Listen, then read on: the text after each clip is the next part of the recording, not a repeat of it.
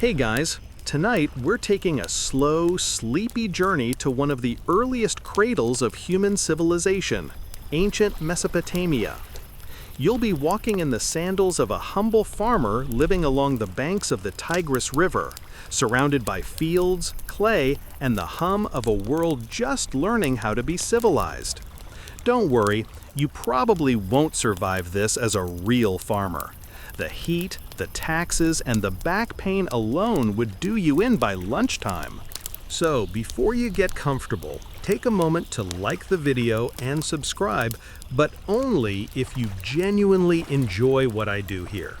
And if you're listening right now, tell me in the comments where you are in the world and what time it is where you're falling asleep from.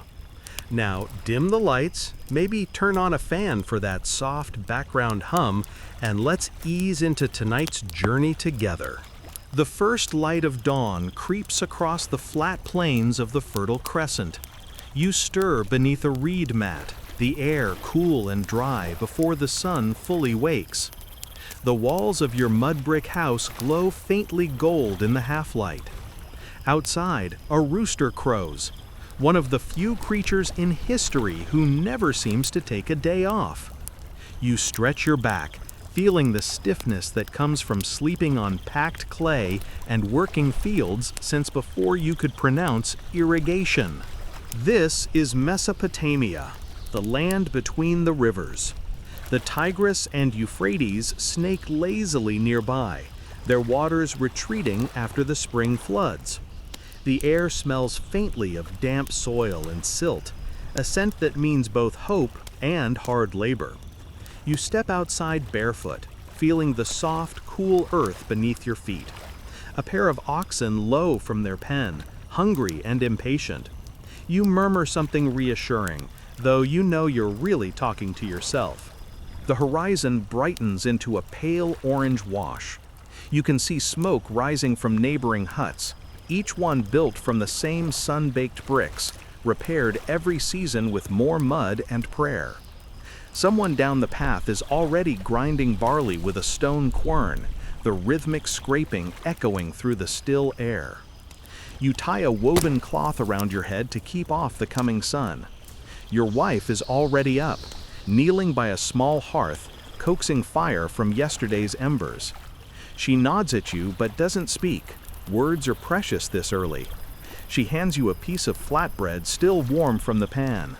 It's coarse, chewy, and tastes faintly of ash, but it will keep you upright till midday.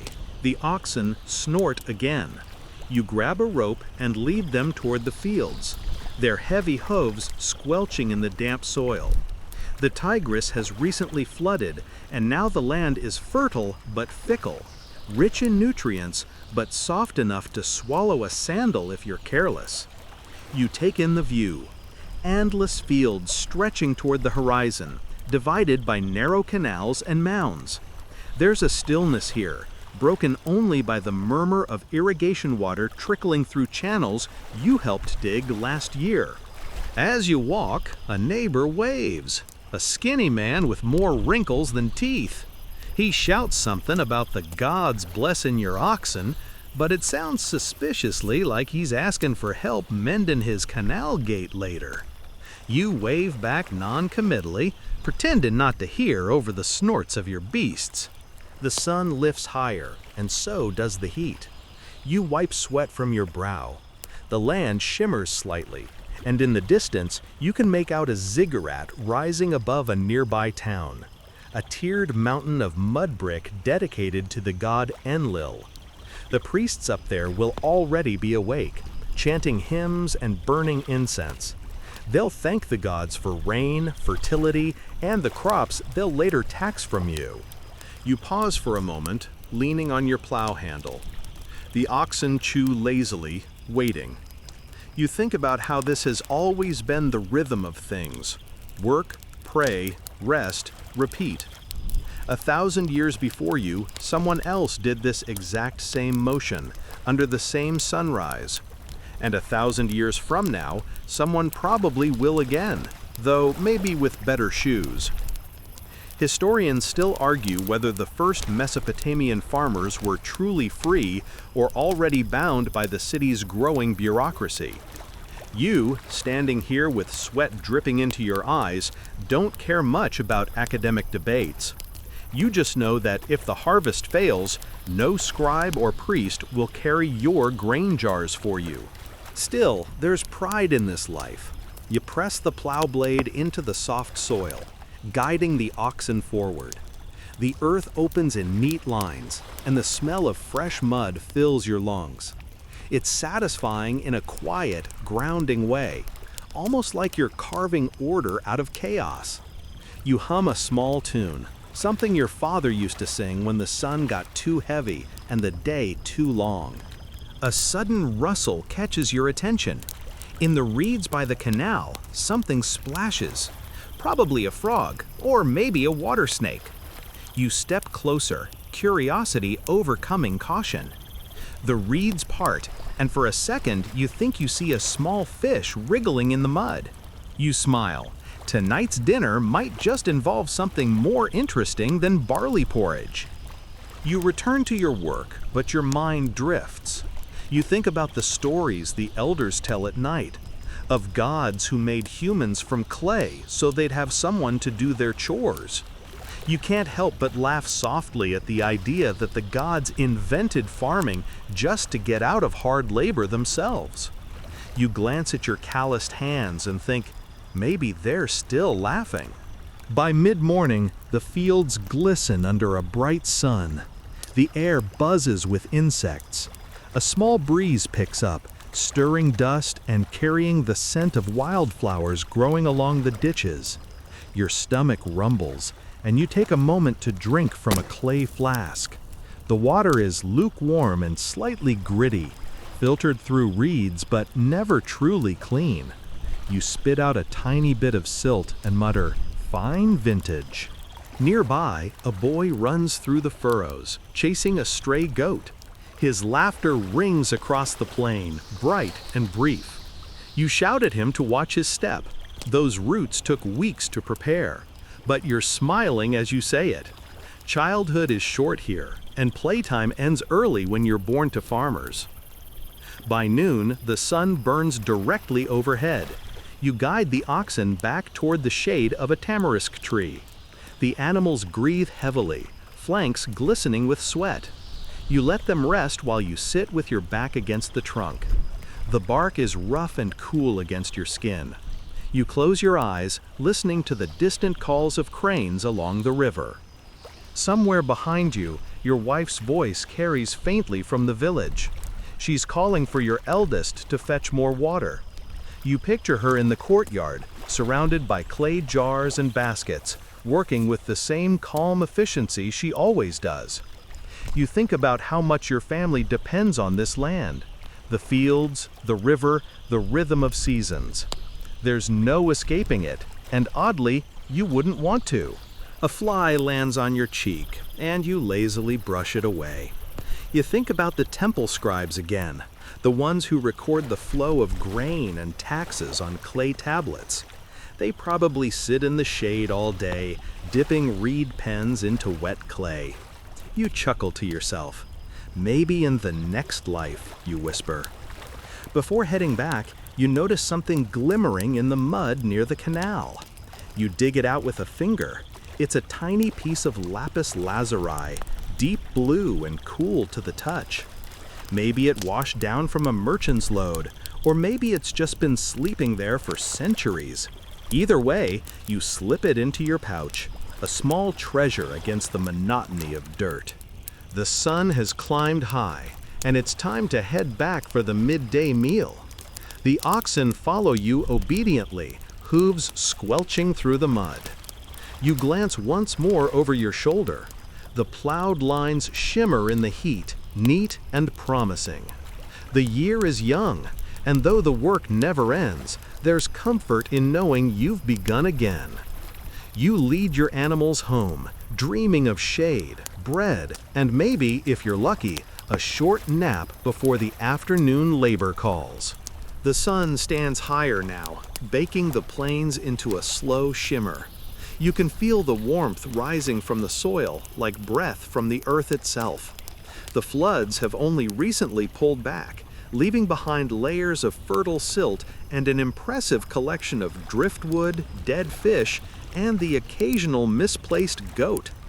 You tighten the cord around your waist, hitch the plow again, and sigh. This right here is the most important part of your year.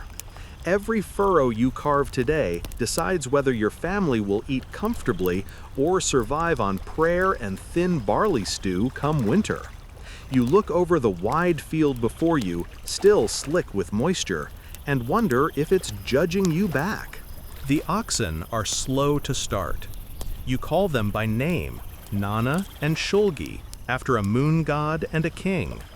Naming them grandly doesn't make them work faster, but it helps your patience.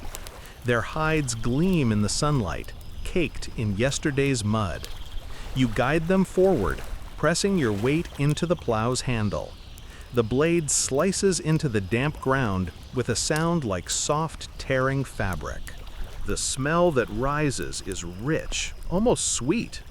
Wet earth, decay, and new life all tangled together. You can't help but think of it as the scent of survival. This land, between two unpredictable rivers, is both generous and cruel. When the floods come right, your crops thrive. When they don't, well, historians still argue whether Mesopotamian farmers developed early irrigation out of genius or sheer desperation. You, sweating under the sun, know it's the latter. Your neighbor passes nearby driving his own plow. You shout greetings back and forth, trading complaints about the silt being heavier this year, and the temple collectors already whispering about next season's grain quotas. He laughs and says the gods clearly favor the priests' stomachs more than the farmers.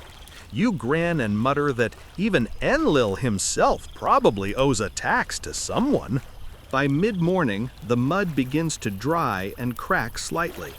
You adjust the plow depth, mindful that too shallow a furrow will leave the barley roots thirsty, and too deep will drown them. Farming here isn't guesswork, it's inherited instinct. Every line of mud tells a story. Your father used to say that the soil talks if you listen hard enough. You're not sure if that was wisdom or heat stroke. You pause to wipe your face with the edge of your tunic. Sweat stings your eyes. The horizon wavers, turning the air into silver waves. You can make out a few palm trees near the canal, where children splash and laugh, chasing small fish that escaped the floods. Their laughter carries across the plain, light and distant. You smile, but keep plowing. There's no pause button on the seasons. A dragonfly buzzes past your head.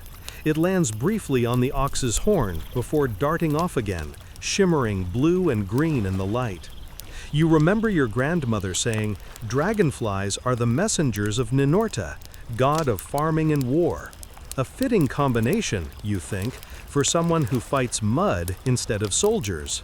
You murmur a short thanks to Ninorta anyway, just in case he's listening and feeling generous. The earth clings to your ankles, heavy as wet clay. Your arms ache. You glance up at the empty sky and wonder whether the clouds will hold or break. A single afternoon rain could save you days of hauling water from the canal. But as you look, the sky only deepens to a blinding blue. Of course, the gods never follow a farmer's schedule.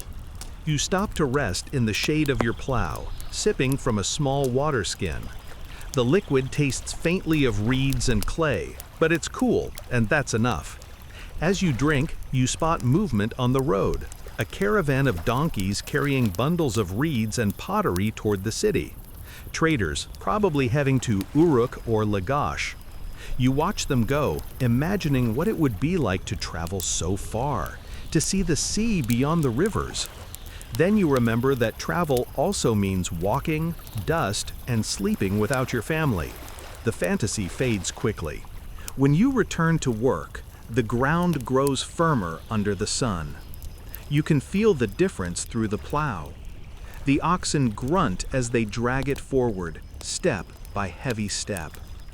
You hum an old tune to keep rhythm, a song your father used to sing while plowing. It has no words anymore, just sounds passed down through generations. A melody older than writing itself. Somewhere behind you, a group of cranes take flight from the marshes, their wings flashing white in the sunlight. You pause to watch them, mesmerized. The sight never gets old. You wonder if those birds migrate beyond the mountains, beyond the deserts, if they've seen places where the rivers don't rule the seasons. A small gust lifts the scent of wild mint growing near the canal. You breathe it in deeply, savoring the freshness. Then, inevitably, the smell is overpowered by something less pleasant: ox dung. You glance at your animals, who look back with the unbothered calm of creatures who have never paid taxes. By midday, the field looks respectable. Neat ridges stretch out behind you in long, patient lines. Your muscles burn, your tunic is plastered to your back, but there's satisfaction in seeing the work take shape. You think of your wife preparing bread, your children waiting for the next flood season to splash through puddles again. This labor isn't just for you, it's the heartbeat of your family's survival. You take a break, sitting on a low mound of dried mud. The oxen graze lazily nearby, tails flicking.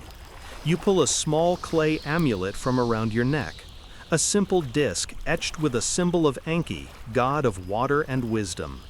You thumb it absently, remembering the time a traveling priest told you it would keep your crops from drying out. You'd paid him with 2 jars of barley, which, come to think of it, might have been his plan all along. Still, you keep the amulet. It's easier to believe in luck than to admit you control so little.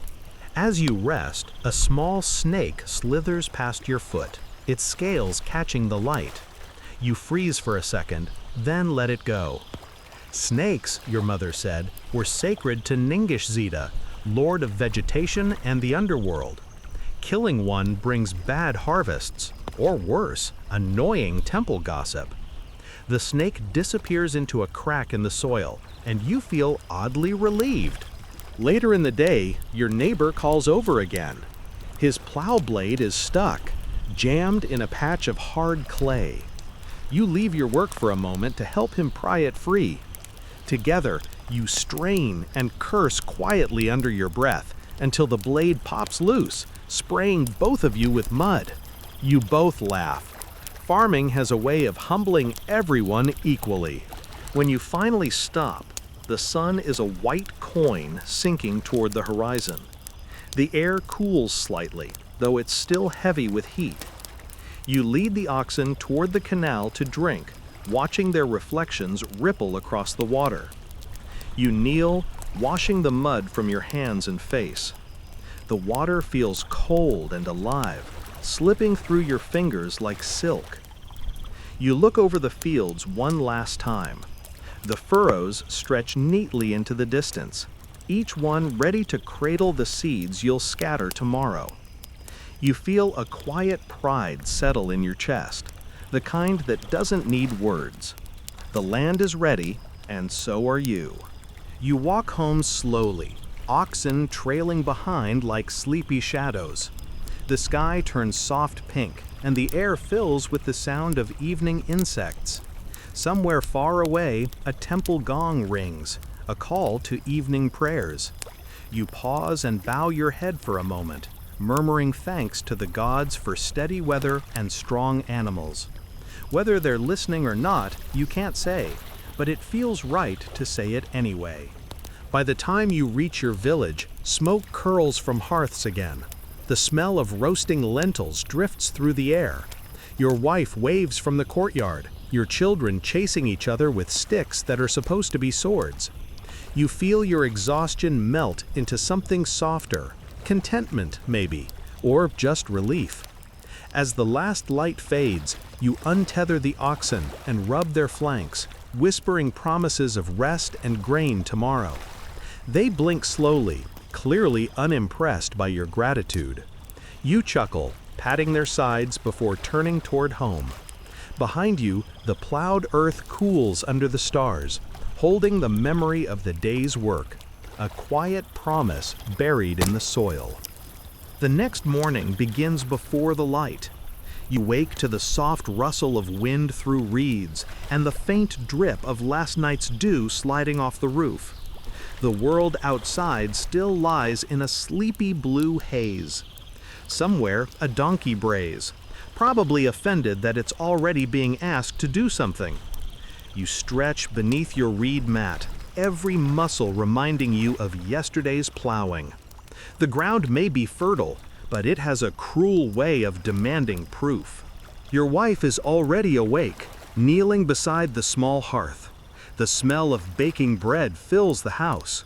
She glances at you, her face calm but expectant. You both know today is another long one.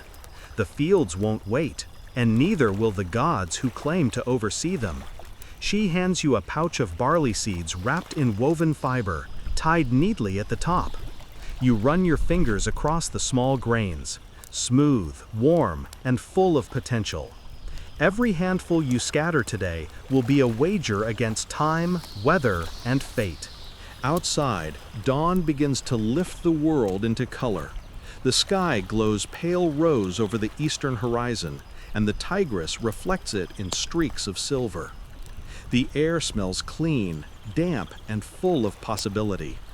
You sling the pouch over your shoulder and start toward the fields, passing other farmers doing the same. There's a quiet, shared rhythm to it. Men and women walking side by side, some humming softly, others muttering short prayers under their breath. As you reach the field, yesterday's furrows still hold the memory of the plow, neat ridges waiting patiently for life. You pause at the edge, pulling out a small clay figurine from your pouch, a tiny image of Nisaba, goddess of writing and harvest records. She's no bigger than your thumb, but her expression is fierce. You set her gently on a mound of soil, whispering a quick thanks. It's half devotion, half superstition, but around here, the line between the two is mud thin. You scoop the first handful of seeds, letting them trickle through your fingers. The grains flash golden in the new light. You cast them forward with a smooth sweep of your arm, the seeds fanning out in a shimmering arc. The sound they make as they land, soft, dry, whispering, is one of the oldest sounds humanity has ever known. You walk slowly, row by row, scattering, stepping, scattering again. Somewhere in the distance, a priest's chant drifts on the wind. It's coming from the ziggurat, ritual words for the gods of growth and rain. You can't hear every phrase, but you recognize the rhythm, the same pattern used since before your grandfather's time. The chant is supposed to bless the fields of all who listen, though you suspect the gods tend to favor whoever donates the most grain to the temple granary. Still, it's comforting to know someone up there is mumbling on your behalf.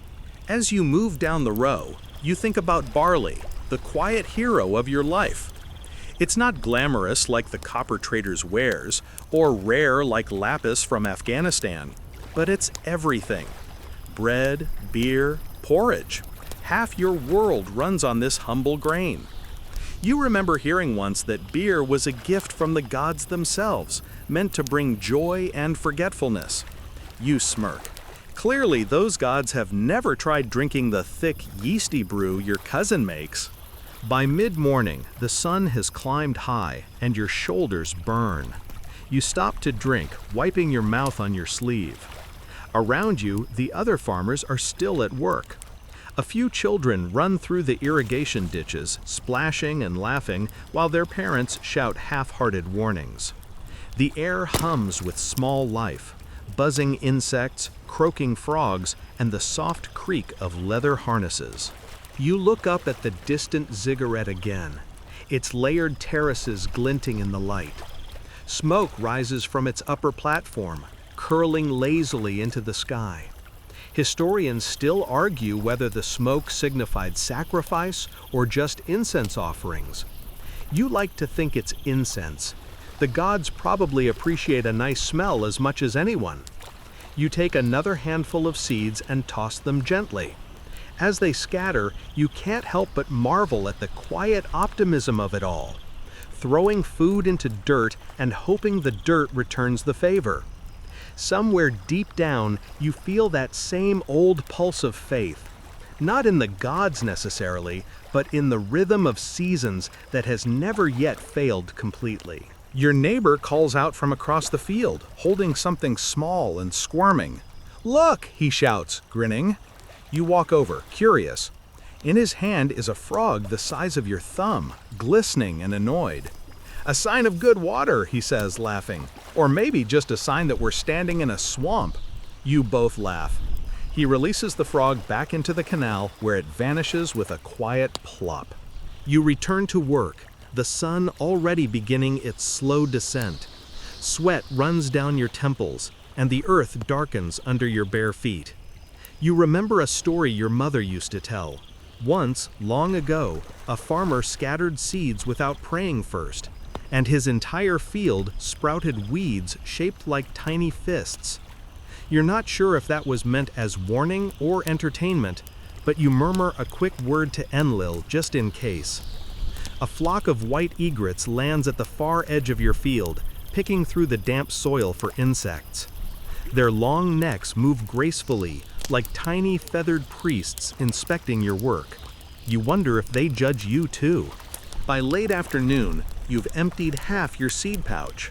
Your back aches, your throat feels dry, and yet there's peace in the repetition. Step, scatter, breathe. Step, scatter, breathe. The sound of falling grain becomes a kind of music, steady, unhurried, ancient. You fall into rhythm with it until time itself seems to blur, melting into the steady beat of your heart. As the shadows lengthen, your wife approaches from the village carrying a jug of water and a small bundle wrapped in cloth. She sets it beside you and smiles, her cheeks flushed from the walk. Inside the bundle is flatbread, a few dates, and something unexpected, roasted chickpeas. "A gift from my cousin," she says. You grin. That cousin always seems to have something worth trading. You both sit together on the edge of the field, sharing food and silence, the air cooling around you. She points to a patch of sky where a hawk circles lazily above the plains. "A good omen," she murmurs. "The gods are watching." You nod, though you privately think the hawk is just hunting mice. Still, it's a comforting thought that somewhere above, someone's keeping score in your favor. As twilight begins to fall, you gather your tools. The field lies behind you now, neatly sown, smooth as woven cloth. You stand there for a moment, admiring it. The soil gleams faintly under the setting sun, the seeds hidden beneath like promises waiting to wake. You whisper a simple phrase your father taught you, something between a prayer and a hope. Grow well and grow enough. The breeze picks up, whispering through the reeds, carrying with it the scent of wet earth and distant fires. You can almost imagine the gods leaning in to listen. You wonder if they ever tire of hearing the same prayer year after year, century after century. Then again, maybe they find it soothing too, like a lullaby that never ends. Before heading home, you glance once more toward the ziggurat, its upper tiers now dark against the orange sky. Somewhere up there, priests will be recording grain tallies on clay tablets, each mark a promise of future offerings. You think briefly of all the grain that will pass through your hands this season, how much you'll eat, how much you'll lose, and how much will disappear into temple storage. You shrug. Some things never change, even in the earliest days of history. As the first stars appear, you sling the empty pouch over your shoulder and begin walking home. Crickets chirp in the ditches. Fireflies drift above the reeds, tiny sparks blinking in and out of existence. The cool air feels good on your skin, and with every step, the world seems to soften, edges blurring, sounds fading, everything settling into that slow hum between effort and rest. By the time you reach your courtyard, the fire is lit. Your children are chasing each other in circles, their laughter rising into the night. You sit by the doorway, stretching your tired legs, watching them. You think about the barley buried out there in the dark earth, the silent miracle already beginning beneath the soil. You close your eyes, listening to the night insects, and for a brief, quiet moment, the world feels balanced. Just you, the earth, and the promise of tomorrow's rain. Morning drifts into your mud brick village with the gentle shuffle of life returning to motion. The air smells faintly of baking clay and smoke from hearth fires, and somewhere nearby, someone's goat is already announcing its opinion on everything. You step out into the narrow lane between houses, the ground packed firm beneath your feet. The walls on either side rise shoulder high, their cracked surfaces patched unevenly with fresh mud. Sunlight filters in, painting the alleys in golden dust. This is home. Not grand, not comfortable, but steady. A small cluster of huts, all built from the same earth you plant your barley in. Each one breathes with the rhythm of daily routine. Grinding stones scraping, babies crying, water jars sloshing. You pass your neighbor's doorway and nod politely. She's sitting cross-legged, shaping a lump of clay into a jar. Her hands move with quiet precision, dipping occasionally into a bowl of water to smooth the surface. "The gods grant you strong hands," you say. She smiles without looking up and replies, "And yours, strong oxen." That's how people bless each other here, through the tools of their trade. A boy runs past carrying a basket nearly his size, full of reeds for weaving mats. His bare feet slap against the earth as he dodges chickens and puddles. Behind him, an old man leans on a stick, muttering that the world's going to chaos. You grin.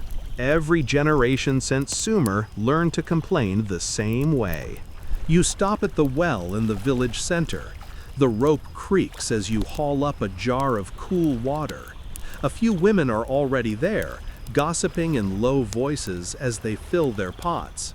You overhear snippets about a new tax decree from the temple and a neighbor's daughter who might be promised to a trader from Lagash. You sip your water slowly, pretending not to listen, but catching every word anyway.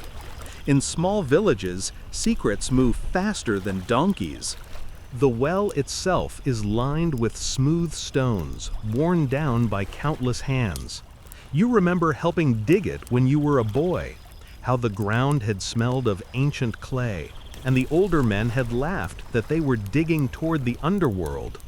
"If we hit ghosts," one had said, "they'll just ask for a drink too." You smile at the memory, feeling the cool rim of the stone beneath your palms. When you return home, your wife is outside the doorway, kneading dough on a low table. The rhythmic slap of her hands mixes with the soft hum of a tune. Beside her, your daughter tends a small clay stove, feeding it with twigs. The smoke curls upward, thin and gray. "You were gone long enough," your wife says without turning. "Did the gods need a personal consultation at the well?" You chuckle and hand her a clay cup of water in truce. Inside the house, the air is cooler. The single window lets in a square of light, illuminating shelves lined with jars of grain, dried onions, and lentils.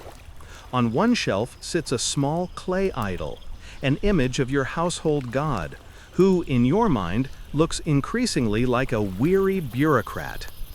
You mutter a short thank you anyway, just in case he's keeping score. You take a seat on the floor mat, stretching your legs. Your youngest child crawls toward you, clutching a carved wooden toy shaped vaguely like a sheep. You pick it up and examine it. It's lopsided, the eyes scratched unevenly, but charming in its own way. "I think it looks like me," you say. Your wife snorts. If you had 4 legs and did less talking, maybe. A knock at the doorway interrupts the banter. It's your neighbor. He's holding one of his clay jars, wearing a sheepish grin. "It leaks," he says, simply. You inspect the jar, tilting it to find the crack near the base. "You tried to dry it too fast," you tell him. The son doesn't listen to impatience. He sighs, scratching his beard. "You sound like my wife." "That's because she's right," you reply, handing the jar back. You both laugh. In a place like this, laughter is currency. It makes the hard days spendable. After breakfast, you head to the small animal pen behind the house. 2 goats bleat expectantly, while a pair of chickens scratch at the ground. You scatter some leftover grain for them and refill their water trough. The goats immediately knock it over, because of course they do. "Ungrateful demons," you mutter affectionately. Across the alley, the potter's kiln smokes gently. You wander over, curious to see his latest creations. He's crouched beside the fire, poking at it with a stick, his face shiny with sweat. Rows of freshly baked pots cool on the ground, some plain, others decorated with simple geometric lines. He picks one up proudly. "Strong clay this season," he says. "Even the gods would drink from this." You rap your knuckles lightly against the pot. "They'd better pay first." He laughs, setting it down carefully. You exchange a few words about trade, how the market in Uruk has been busy lately, and how a caravan brought stories of a distant city where people have roofs made of stone. You both shake your heads in disbelief.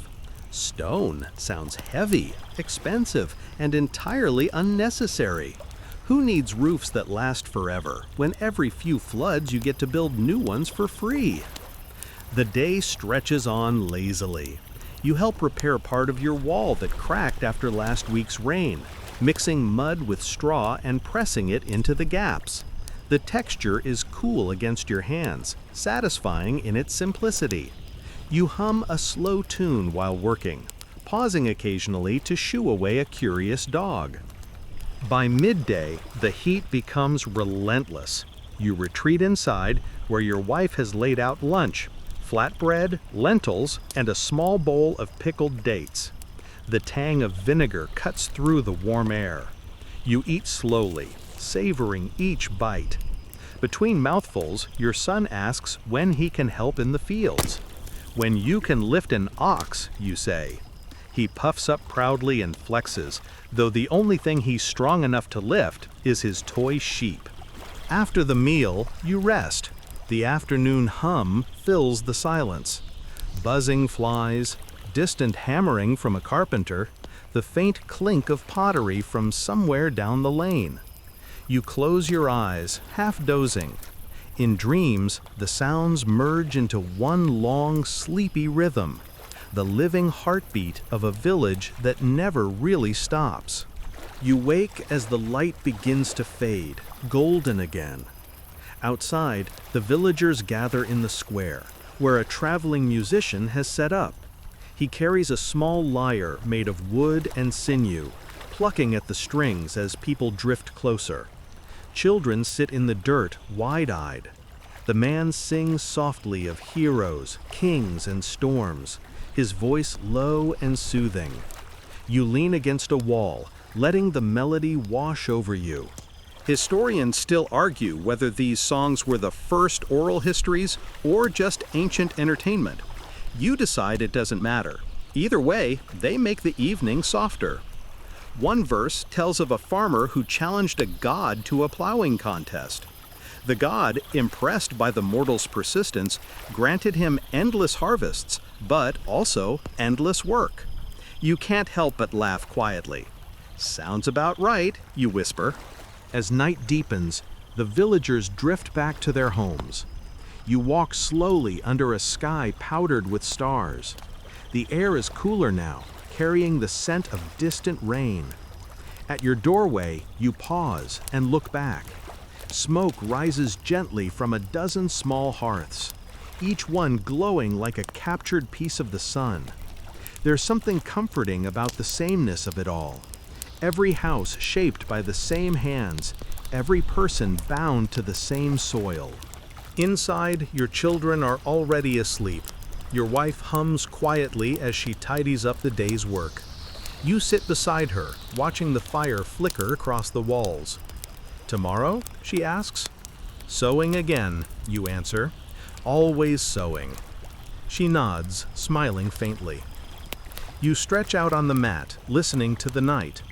Outside, a dog barks once, then falls silent.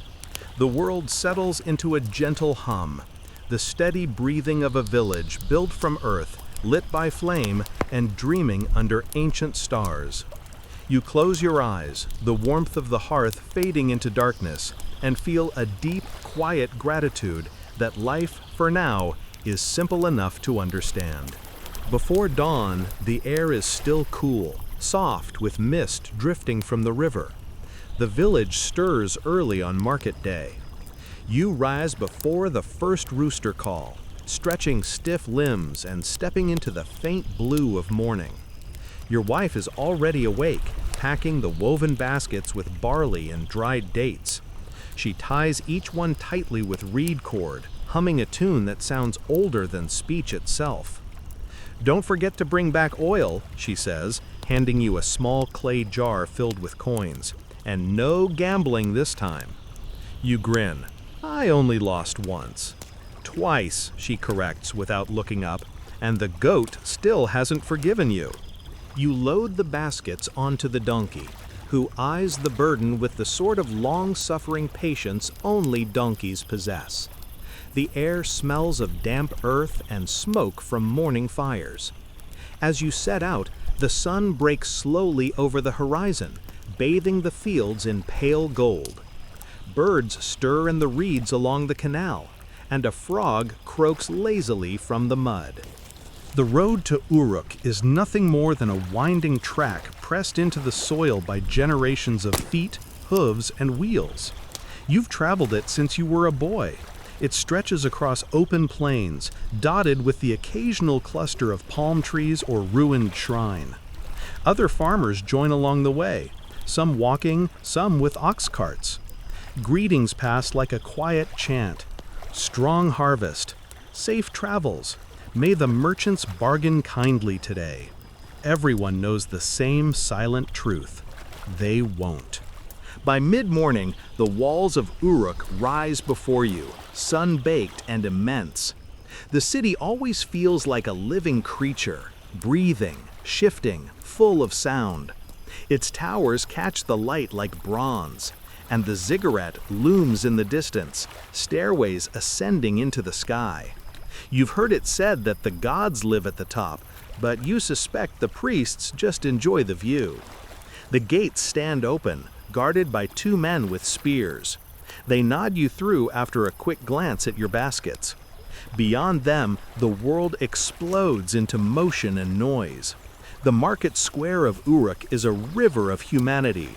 Traders, farmers, craftsmen, and wanderers, all flowing through narrow streets between stalls. The air smells of spice, sweat, and roasting meat. You hear the rhythmic chant of sellers hawking their wares. Fine barley, dried figs, fresh fish from the Euphrates.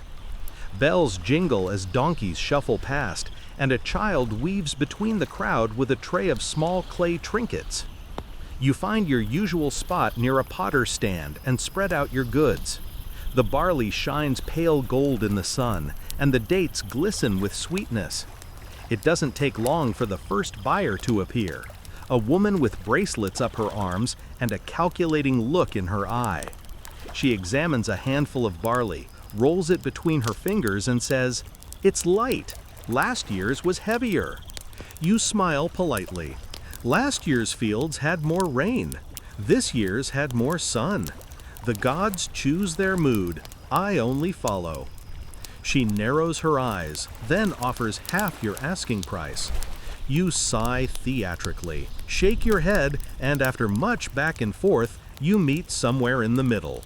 She leaves, satisfied. You feel you've lost by a small but acceptable margin, an inevitable ritual of the marketplace. Around you, the market hums with its own language of sound and motion. The potter next to you argues with a customer about the price of a cracked jar. Across the way, a shepherd displays fine wool, his flock penned behind him and bleating in complaint. A baker lifts golden loaves from a clay oven, the smell enough to make your stomach growl. You wander for a while after selling your first basket. Curiosity always wins over prudence here. You pass a stand where a trader from the north displays copper tools, axes, sickles, and ornaments that gleam in the light. He claims they come from mountains beyond sight, where the earth itself bleeds metal. You can't help but touch one, feeling its cold smoothness. "How much?" you ask. "For you, farmer, 3 measures of barley," he says with a grin. You laugh. "For that price, the gods themselves should sharpen it for me." You move on, content to admire rather than buy. Further down, you stop at a small stall selling perfumes in tiny alabaster bottles. The merchant waves one beneath your nose, and the scent of myrrh and cedar fills your head, rich, dizzying, like the breath of a distant temple. For a moment, you're transported far from dust and toil to a world where life smells of incense and wine instead of sweat and mud. Then you remember your wife's warning and decide your coins are better spent on oil and grain. You pause by a storyteller surrounded by a ring of listeners. His voice carries easily above the noise as he weaves a tale of Gilgamesh, Uruk's great king and restless wanderer. You've heard the story 100 times, but it still stirs something deep in you. Gilgamesh builds the city walls, slays monsters, and seeks immortality, only to learn that all men return to dust. You nod to yourself. Even the mighty fear what you've long accepted, that life's meaning lies not in glory, but in endurance. By midday, the sun stands high and unkind. You retreat to a shaded corner, eating bread and dates from your pack. A boy offers water from a goatskin bag, and you pay him a single coin. The cool drink washes down the dust in your throat. A commotion erupts nearby. 2 traders arguing over a broken scale. Voices rise, hands wave, and soon half the market gathers to watch. You and others chuckle quietly. These small dramas are part of the rhythm. The city thrives on disagreement as much as on trade.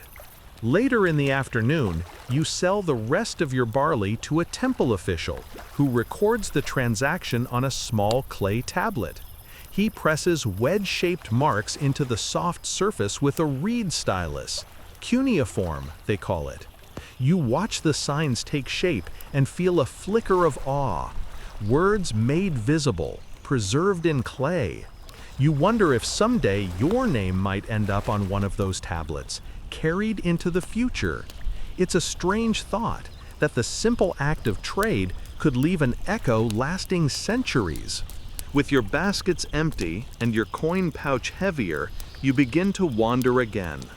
A craftsman offers you a small bronze pendant shaped like a crescent moon. You hold it up to the light. It catches the sun in a way that feels lucky. You buy it, thinking your wife will smile, and if she doesn't, perhaps the goat will. Before leaving, you stop at a stall selling oils and spices. You select a jar of sesame oil and a small packet of dried herbs. The merchant wraps them in cloth and you tie them carefully to the donkey's pack. The day has grown quieter now, shadows lengthening across the square. Some traders begin to pack up, others linger, still calling out for last customers. You take one final look at the ziggurat rising in the distance. Its layers glow orange in the sunset, like a mountain built by human hands. Smoke curls from its top, where the priests burn incense to please the gods. You wonder, briefly, if those gods ever wander the marketplace in disguise, bartering for grain or stories, pretending to be as mortal as you. The road home is long but peaceful. The sky deepens from gold to violet, and the air cools. Fireflies flicker among the reeds as you pass the canal. The donkey plods steadily, its hooves making a soft, steady rhythm. When your village comes into view, the horizon is already studded with the warm glow of cooking fires. Your children run to meet you, voices bright with excitement. You hand your wife the oil and, with a small flourish, present the bronze pendant. She raises an eyebrow. "Did you haggle?" "Of course," you say. She examines it closely. "You overpaid." You sigh, but her laughter softens the words. Later, as you sit by the hearth eating lentil stew, you recount the market's noise and colors, the storytellers, the smells, the endless haggling. The children listen wide-eyed, as if Uruk were some magical city in the clouds. Maybe it is, in its way. Outside, the night hums with crickets and distant river sounds. You lean back, belly full, heart lighter. The world beyond your fields is vast and chaotic, but it's also wondrous, a tapestry of hands, voices, and lives interwoven like threads in a reed mat. Tomorrow you'll return to plowing, to mud and sweat. But tonight you carry with you the echo of Uruk, the heartbeat of civilization itself. The next morning arrives heavy and bright, the sun already high before you've rubbed the sleep from your eyes. You wake to the sound of oxen lowing beyond the courtyard wall and a child chasing a chicken that has absolutely no interest in being chased. It's the sort of morning that reminds you life doesn't pause for anyone, not even for farmers who'd rather roll over and go back to sleep. You've barely finished your bread when the familiar voice of the temple collector calls from outside. "Farmer, it's the time of giving again!" His tone manages to sound both cheerful and threatening, a talent you assume is part of his training. You sigh, wipe your hands, and step into the sun. There he stands in his official linen robes, sweat already beading at his temples. Behind him, a younger scribe waits with a clay tablet and reed stylus, ready to immortalize your generosity or your reluctance in neat cuneiform wedges. "Morning to you, honored collector," you say. "I hope the gods smiled on your breakfast." "They did," he replies, eyeing your granary, "and they'll smile even more after your contribution." You lead them to the storehouse. Inside, the cool, dusty air smells of grain, earth, and faint mildew. The collector runs his hand through one of the barley bins, lets it trickle between his fingers, and nods approvingly. "A good yield this season. Enlil must favor you." "Or maybe I just worked hard," you murmur, too low for him to hear. The scribe steps forward, holding his stylus like a miniature sword. "How many measures will you offer to the temple?" he asks. You shrug and name the amount you gave last year. He raises an eyebrow. "Inflation," he says simply. "The god's appetite has grown." You bite your tongue to keep from laughing. Inflation! As if divine hunger obeyed the laws of economics? But you know better than to argue. After some negotiation, which frankly feels suspiciously like the market all over again, you settle on a compromise. More than you wanted, less than they hoped. The scribe begins inscribing your tithe onto his tablet, his wrist moving with practiced rhythm. The reed clicks faintly against the clay, and you can almost see your hard work turned into symbols, tiny wedges marking your place in the invisible machinery of civilization. Somewhere deep down, you know this is progress. Somewhere slightly shallower down, you'd rather just keep your barley. Once the transaction is complete, the collector gives you a smile that might have been genuine if it weren't so polished. "May the gods bless your house," he says, "and your next harvest." "May they also bless your sense of moderation," you reply before you can stop yourself. He chuckles, perhaps deciding that mild sarcasm isn't worth reporting to the priests. When they finally leave, your wife emerges from the house, shaking her head. Did they take much? Enough to keep the gods fed until next week, you answer. She sighs but says nothing more. This is how it's always been. The temples are not just places of worship, they're the beating heart of Mesopotamian life. They own land, employ workers, and act as banks, warehouses, and courts. If the village runs on sweat, the temple runs on grain. Later that day, you make your own journey to the temple precinct in town, carrying what's left of your offerings, a small jar of honey and 2 clay cups of oil. The road winds between date palms and canals. In the distance, the ziggurat rises like a mountain of mud brick, tier upon tier stretching toward the heavens. The sight never fails to impress you, even though you've seen it all your life. It's less a building than a statement. We matter. At the temple gate, incense smoke drifts through the air, mingling with the smell of hot dust. You step into the courtyard where worshippers kneel, murmuring prayers. A priest in a tall headdress accepts your jar and cups, marking your name on a small tablet. He gestures toward the altar. "Leave your offerings there," he says. You set them down carefully, the honey gleaming gold in the light. For a moment, you watch it catch the sun, and you think about how much of your life goes into pleasing unseen forces. Not just gods, but people who claim to speak for them. Still, there's comfort in ritual, structure in an unpredictable world. A group of musicians begins to play near the inner court, flutes, drums, and a lyre. The sound floats like warm wind over the courtyard. A priestess chants in Sumerian, her voice low and rhythmic, calling blessings over the gathered crowd. You close your eyes and listen. The tone feels ancient, the kind of sound that seeps into your bones and tells you you're part of something vast and old. When the chanting ends, you find yourself drifting through the temple's outer hall, past murals of gods and kings. One image catches your eye, a carving of a man kneeling before a towering deity, his hands raised, his face carved in devotion or fear. Historians still argue whether temples like these truly reflected faith or simply reinforced control. But as you stand there, barefoot and dusty, you realize it's probably both. You spot a young boy sweeping near the entrance, his movements methodical. He looks up and grins shyly. "You brought honey?" he asks. You nod. "For the gods." He glances around, then leans closer. "They'll probably eat it themselves." You laugh out loud. "You're too young to be that wise." He shrugs. "My father says the gods never go hungry, but priests do." Leaving the temple, you step into the heat again, blinking in the sun.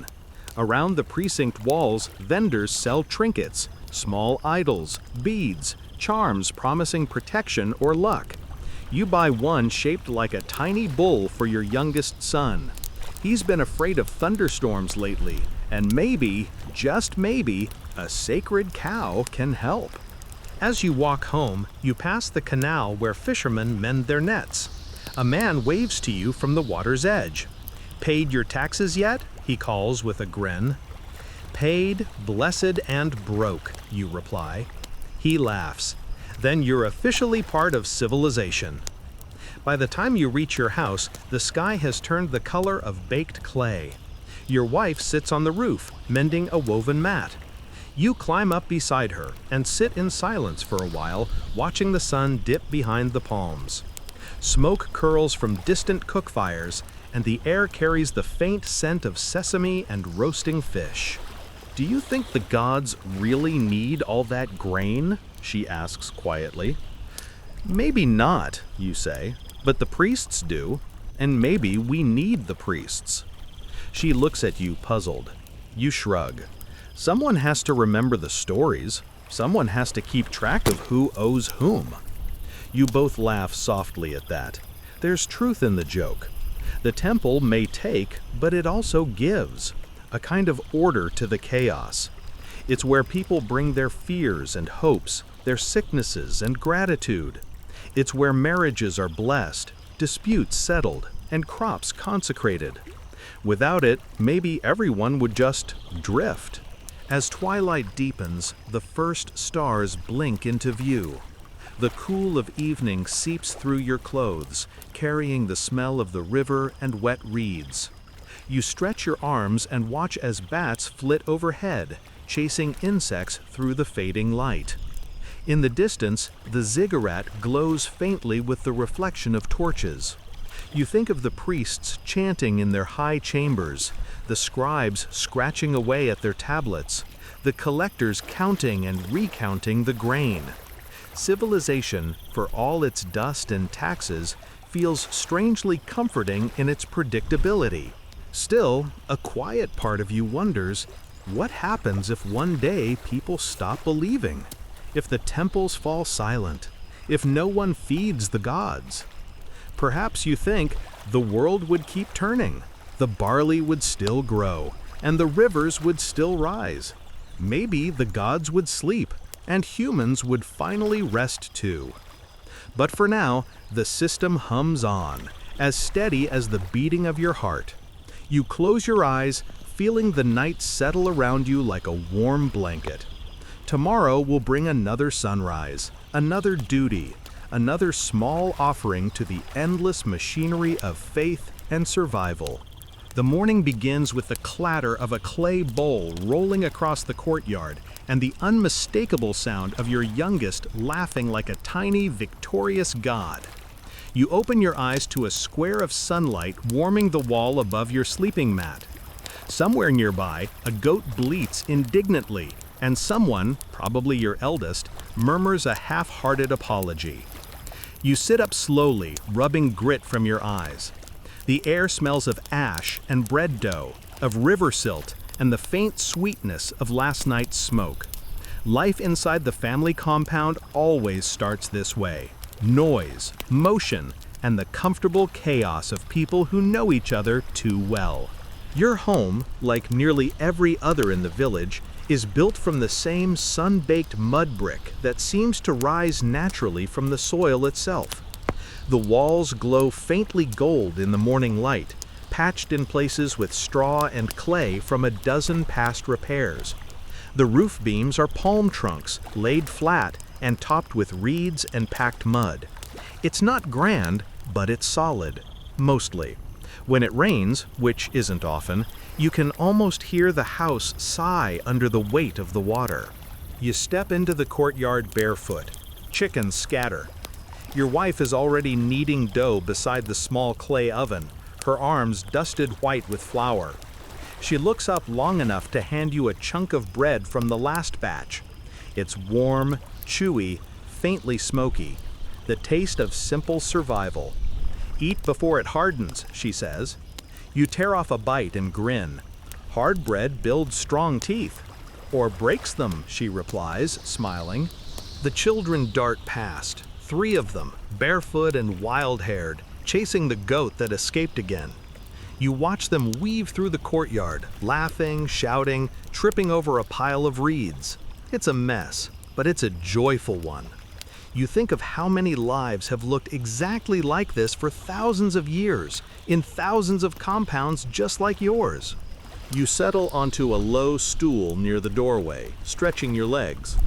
Your mother appears from inside, wrapped in her shawl, hair silvered by both age and dust. She carries a clay jar and mutters something about the neighbor's rooster being a creature of pure evil. You nod solemnly. She said this every morning since you were a child. "Don't forget," she adds, "your cousin's wife is due any day now. We'll need to visit once the baby arrives." "Of course," you say, "another mouth to feed. The gods are generous." "Generous or careless," she says dryly, and disappears inside again. You smile to yourself. Humor, it seems, ages better than clay. A little later, you lead your eldest son to the goat pen, showing him how to patch the fence with fresh reeds.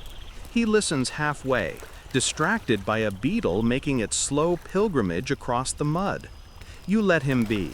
Curiosity is its own teacher. The goat eyes you suspiciously, chewing something that was definitely once part of your sandal.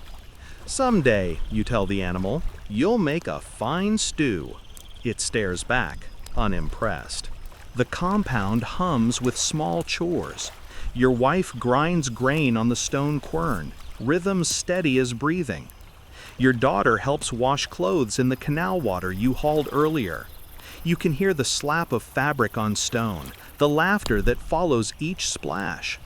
The air fills with the scent of wet clay and crushed grain, familiar, grounding smells that have followed humanity since we first called a patch of dirt home. Inside the main room, a few household gods sit on a small shelf. Tiny clay figures with wide eyes and polite smiles. You light a bit of incense before them each morning, out of habit more than faith. One god watches over health, another over livestock, another over dreams. You suspect they enjoy the smoke more than your prayers. After breakfast, your wife and mother work together spinning wool. Their hands move in practiced harmony, the fibers twisting into thread, the spindle whirring quietly. It's hypnotic to watch, like listening to the earth breathe. You find yourself leaning against the doorway, drowsy under the warmth. Your mother catches you watching. "If you're that idle," she says, "you can fetch water."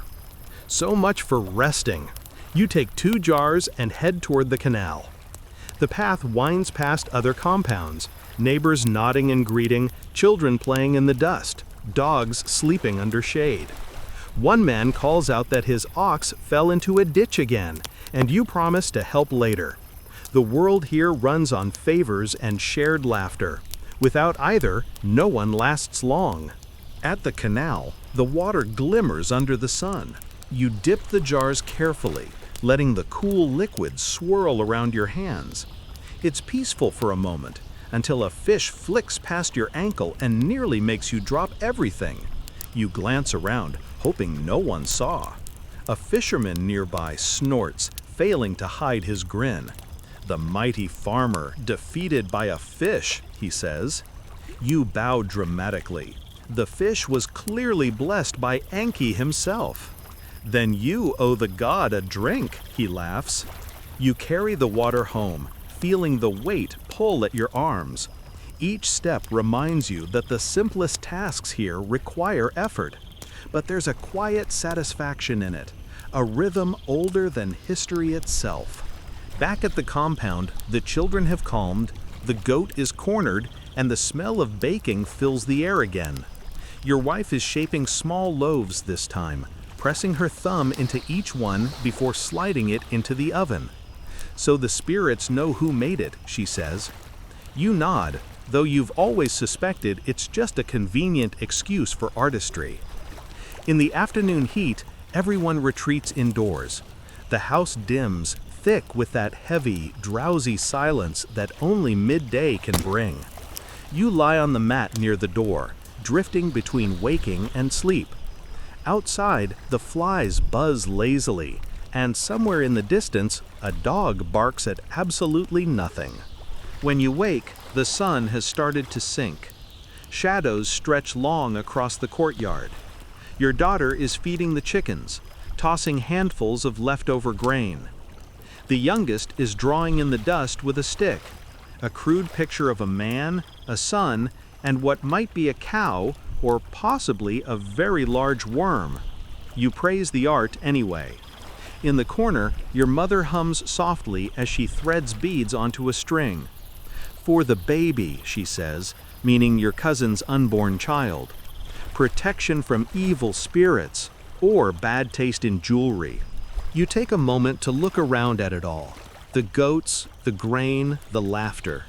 Civilization may be defined by cities and temples, but this is where life actually happens. Inside courtyards like yours, with clay walls and cracked floors, and families who love each other just enough to keep everything together.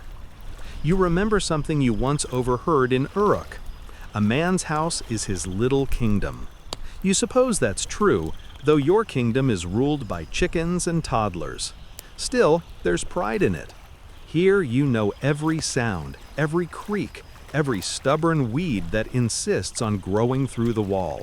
As dusk deepens, your wife sets a lamp on the low table and serves dinner: lentils, bread, and a small bowl of pickled vegetables. You eat slowly, savoring the salt and tang, grateful for the simplicity. The children chatter between bites. Your mother tells a story about a demon who got lost in the desert, and laughter fills the air again. When the plates are empty, you climb to the roof. The air up here is cooler, stirred by a faint breeze from the river. You lie back on the mat, eyes tracing the early stars. From other rooftops, you can hear the same quiet sounds: neighbors talking, a baby crying, a flute playing somewhere far away. Historians still argue whether life in these villages was hard or peaceful. You think it's both. The work never ends, the gods are demanding, and the taxes relentless. But the moments in between, the laughter, the bread, the sound of your children breathing as they sleep, those make it worth everything. You reach up, idly tracing the constellations your father once taught you. He said they were stories written in the sky, reminders that even the smallest lives matter. You like to believe that. Maybe one day someone will look back at this era and see not just kings and wars, but people like you, farmers, families, dreamers, holding civilization together with patience, humor, and a bit of mud. The night breeze deepens. You exhale, eyes heavy. Tomorrow will bring more work, more chores, more laughter. But for now, your compound feels like the center of the universe. Warm, alive, and perfectly ordinary.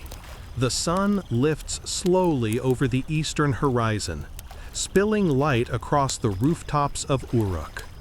From your small family compound, you can already hear the distant hum of the market awakening. The calls of merchants, the bray of donkeys, the rhythmic clack of wooden shutters thrown open. You rise before the others, stretching the stiffness from your back. The air still holds a trace of coolness, though the promise of another hot day presses near. Today is market day, the busiest of the week, and your cart is already loaded with baskets of grain and a few jars of honey sealed in wax. Your wife hands you a small clay cup of barley beer and adjusts the rope around one of the baskets. "Don't let the merchants cheat you," she says. "They always cheat me," you reply, grinning. "Then at least make them work for it," she counters. You kiss the top of your youngest child's head, still half asleep, and lead the donkey into the narrow lane that winds toward the heart of the city. The air grows denser as you go, dusty, warm, filled with the mingling smells of oil, leather, sweat, and cooking bread. Uruk's streets are alive in a way that still amazes you, even after all these years. Merchants shout over one another in a dozen accents, selling everything from dyed cloth and copper tools to fish still flapping in woven baskets. Women haggle over onions. Children dart between legs. Scribes sit cross-legged under shaded awnings, ready to record a transaction on damp clay tablets. The noise is overwhelming but exhilarating. You find your usual spot near the well, where farmers from the outskirts gather. You spread your grain sacks carefully, dusting them with your hand, and place a jar of honey where the sunlight catches it. Honey is rare enough to draw interest. It glows like captured sunlight, thick and golden. Before long, a merchant approaches. His robe is bright, his beard oiled, and his smile just wide enough to hide his calculation. "Fine grain," he says. "How old?" "Fresh from this season's harvest," you reply. He kneels, letting a few kernels roll between his fingers. "Not bad, a little dry." "Dry keeps it good," you answer. He shrugs, pretending to think. I'll take 4 baskets, half a shekel each. You laugh out loud. You'll take 2 at 1.5 each. He sighs theatrically. You wound me, friend. Let's meet in the middle. It goes on like this for several minutes, a dance as old as the city itself. You both know the rules. Pretend outrage, offer impossible prices, meet somewhere just close enough to fair. In the end, he takes 3 baskets, pays in silver, and leaves humming a tune that sounds suspiciously smug. You don't mind. The game is half the pleasure. As the morning passes, the marketplace swells with sound and movement. Musicians play reed pipes. A storyteller gathers a small crowd near the temple steps, recounting a tale of a hero who wrestled the spirits of the underworld. You pause for a moment to listen, recognizing the rhythm of his words, the same cadence your grandfather used when telling stories by the fire. The storyteller's voice is slow, deliberate, meant to draw listeners into the flow of time itself. Further down the street, you see scribes sitting before neat stacks of clay tablets, marking contracts and debts with precise wedges. You marvel again at the idea that words, once spoken and gone, can now be captured in clay. Sometimes you wonder what the gods think of it. Will they be pleased that mortals have learned to fix memory in stone, or angered that their gift of speech is being trapped like a bird in a cage? Near noon, the air grows thick with heat. Flies hover over baskets of figs. You buy a small handful of dates and a cup of cool water flavored with mint from a girl no older than your eldest son. She smiles shyly as you drop a small copper coin into her palm. You take refuge in a patch of shade beside a pottery stall. The potter's wheel spins steadily, a hum of motion that seems both ancient and modern. His hands move with practiced grace, shaping clay into a jar so thin you can see the light through it. Everything in this city, he says, without looking up, is just clay and will return to clay. The trick is to give it shape while it lasts. You nod, sipping your water. And what shape would you give it? He glances up, eyes glinting. Something useful, something that holds water, or memories. The day drifts on in waves of motion. You sell the last of your honey to a priest's attendant, who inspects the jar as if it were a holy relic. For the goddess Inanna, he says, her altar requires only the purest sweetness. You bow slightly, proud, without showing it. By afternoon, the crowd begins to thin. Traders pack their goods into carts. Stray dogs sniff at the scraps. The market's energy softens from chaos to calm. You take a final walk through the square, enjoying the sight of everything. The weavers rolling up dyed cloth, the blacksmiths cooling their tools, the scribe stamping his tablet with the symbol of completion. A small procession passes, 2 men carrying a litter draped in fabric, followed by temple musicians playing soft drums. A young priestess walks behind them, scattering flower petals. The people around you fall quiet for a moment. You recognize the offering ritual for one of the lesser deities, Nanshe, guardian of trade and justice. It feels appropriate. As the litter passes, the priestess glances at you briefly. Her eyes are painted in dark kohl, and for a fleeting instant, you think you see something ancient in her expression. An understanding that this whole bustling city, with its markets and gods and laughter, is just one heartbeat in an endless rhythm. Then she's gone, and the noise resumes. You sit by the edge of the well, counting your silver. Not much, but enough to buy new sandals and some fish for dinner. You think of your wife, probably grinding grain at home now, of your children waiting by the fire. You smile at the thought. As you prepare to leave, an old man stops by your cart. His beard is white, his robe plain. You sell honey? He asks. All gone, you reply, sold to the temple. He nods slowly. The gods are lucky. Not many men make something so sweet from work so bitter. You chuckle. The bees do most of the work. The bees and the gods, he says, and wanders off, disappearing into the thinning crowd.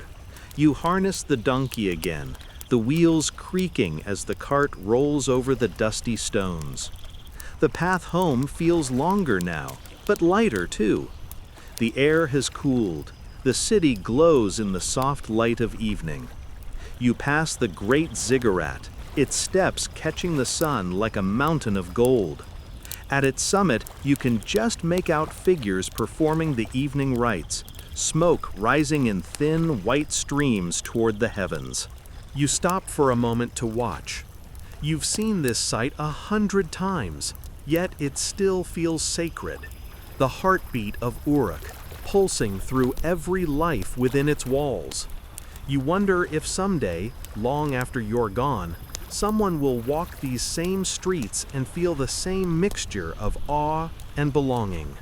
By the time you reach home, dusk has fallen. The courtyard glows with lamplight. Your wife meets you at the gate, wiping her hands on her shawl. Did you sell everything? Everything, you say, handing her a small pouch of silver. She opens it, counts the coins, and nods approvingly. Good, tomorrow we'll buy wool. You laugh. I thought we were rich now. We are, she says, smiling, in work. The children gather around as you unpack a small bundle. Dates, fish, and a tiny clay whistle shaped like a bird. The youngest squeals with delight. You lift him onto your lap, the laughter of your family blending with the sounds of the night. Outside, the stars emerge over Uruk, scattered like grains of salt across the black sky.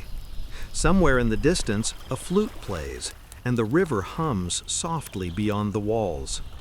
You close your eyes and breathe it in, the smell of dust, bread, oil, and life. Tomorrow, the market will wake again. The city will breathe. The gods will listen, and you, like countless others before you, will walk the same worn road through time, carrying with you the quiet pride of an ordinary day well lived. Morning comes with the slow hiss of water trickling through the irrigation ditches. The air smells faintly of wet clay and crushed reeds.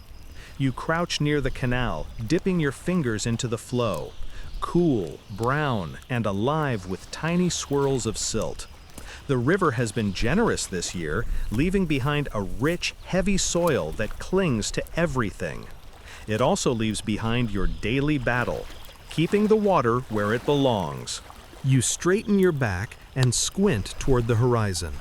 The sun hasn't yet climbed above the palms, but the shimmer of heat is already starting to rise. Beyond the fields, the great river glints like a ribbon of molten bronze, twisting lazily toward the sea. Somewhere downstream, fishermen are hauling nets filled with carp. Upstream, temple workers are likely measuring canal depths, checking that the gods' portion of the flow runs clear and constant.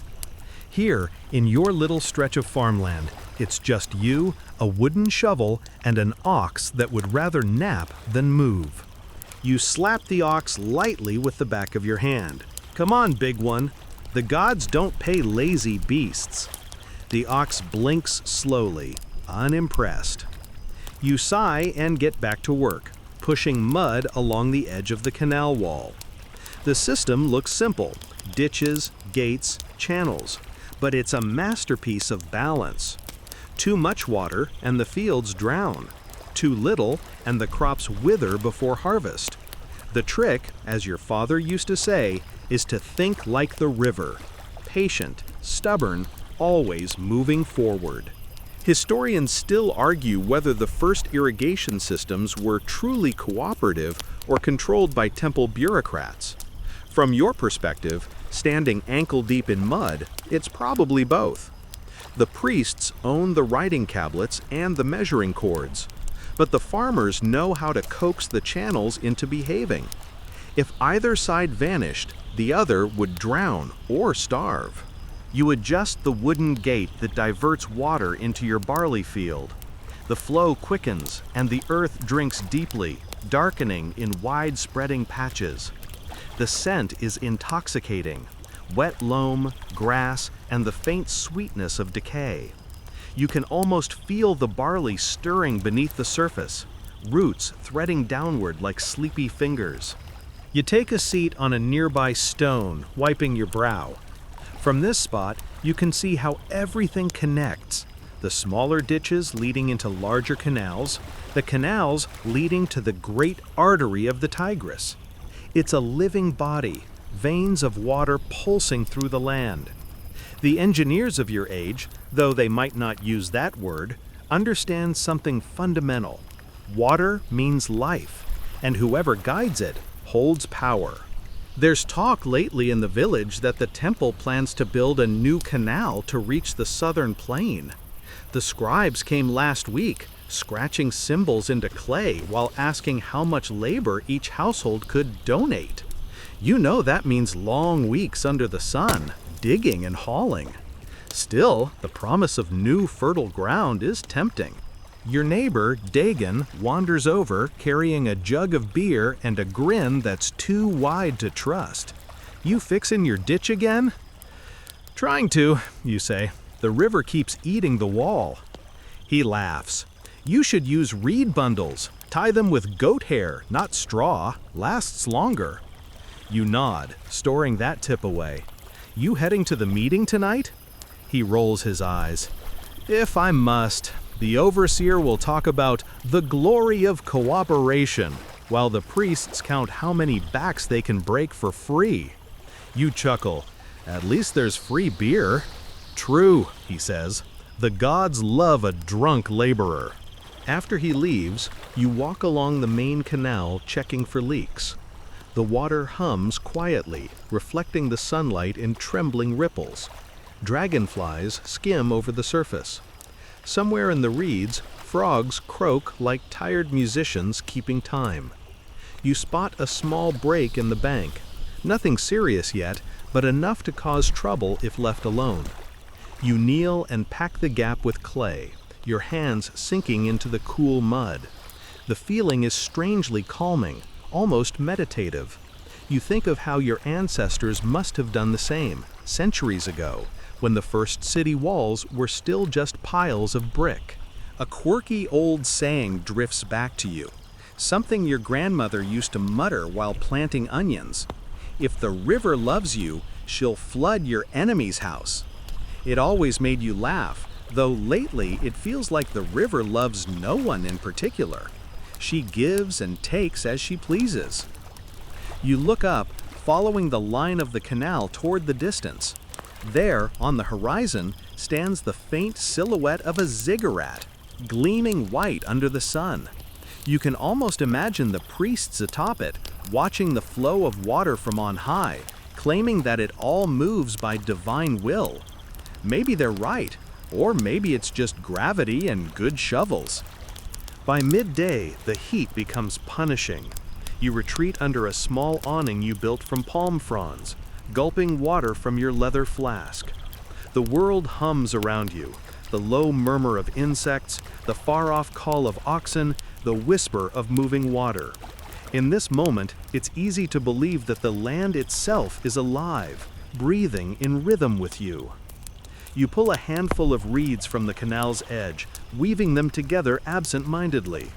This simple craft connects you to countless others: fishermen making baskets, temple scribes pressing styluses, builders binding bricks. Everyone here works with their hands, and every hand touches the river in some way. Later in the afternoon, the overseer arrives, a man named Namu, wearing a linen tunic far too clean for the field. He carries a clay tablet and the kind of smile that says he's about to give you bad news. "Good work here," he says, surveying your ditch. "We'll need you for the canal project next month. 10 days of labor. Bring your own tools." You open your mouth to protest, but he's already moved on, calling out the same message to Dagon, to the potter's son, to anyone within earshot. You sigh and get back to work, pushing more clay into the leek. 10 days under the sun. Still, it could be worse. At least you're building something that will last, maybe longer than the temple itself. By late afternoon, clouds gather on the horizon, dark and heavy. You glance up, hopeful. Rain is rare this time of year, but sometimes the weather surprises even the priest's predictions. A few fat drops fall, stirring the dust. The smell of rain on hot earth is like a blessing. You tilt your face upward, letting the cool droplets fall. The ox snorts, shaking its head, unimpressed. You'd think, you mutter, that after all this irrigation, the sky could do some of the work. As evening approaches, the fields shimmer under the setting sun. The channels glint like gold veins, winding through the darkening soil. You take a final walk along the ditch, checking every bend. Everything seems in order. The water moving steadily, the earth holding firm. You pause beside a small wooden marker, a carved post your father set years ago to measure water levels. The notches rise like a record of time itself, each one a season of flood or drought. You run your hand over it gently, feeling the grooves. He used to say the same thing every year. We borrow the land from the river. One day, she'll take it back. Maybe that's the secret truth of all this effort. The digging, the patching, the endless repairs. You're not fighting the river. You're just asking her to be patient a little longer. As you start for home, the sky fades into violet and rose. The frogs sing louder. The first stars blink awake over the palm tops. The day's heat softens into something almost tender. You glance back at the shimmering canal one last time.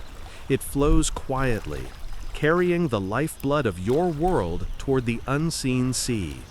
You smile, feeling oddly proud.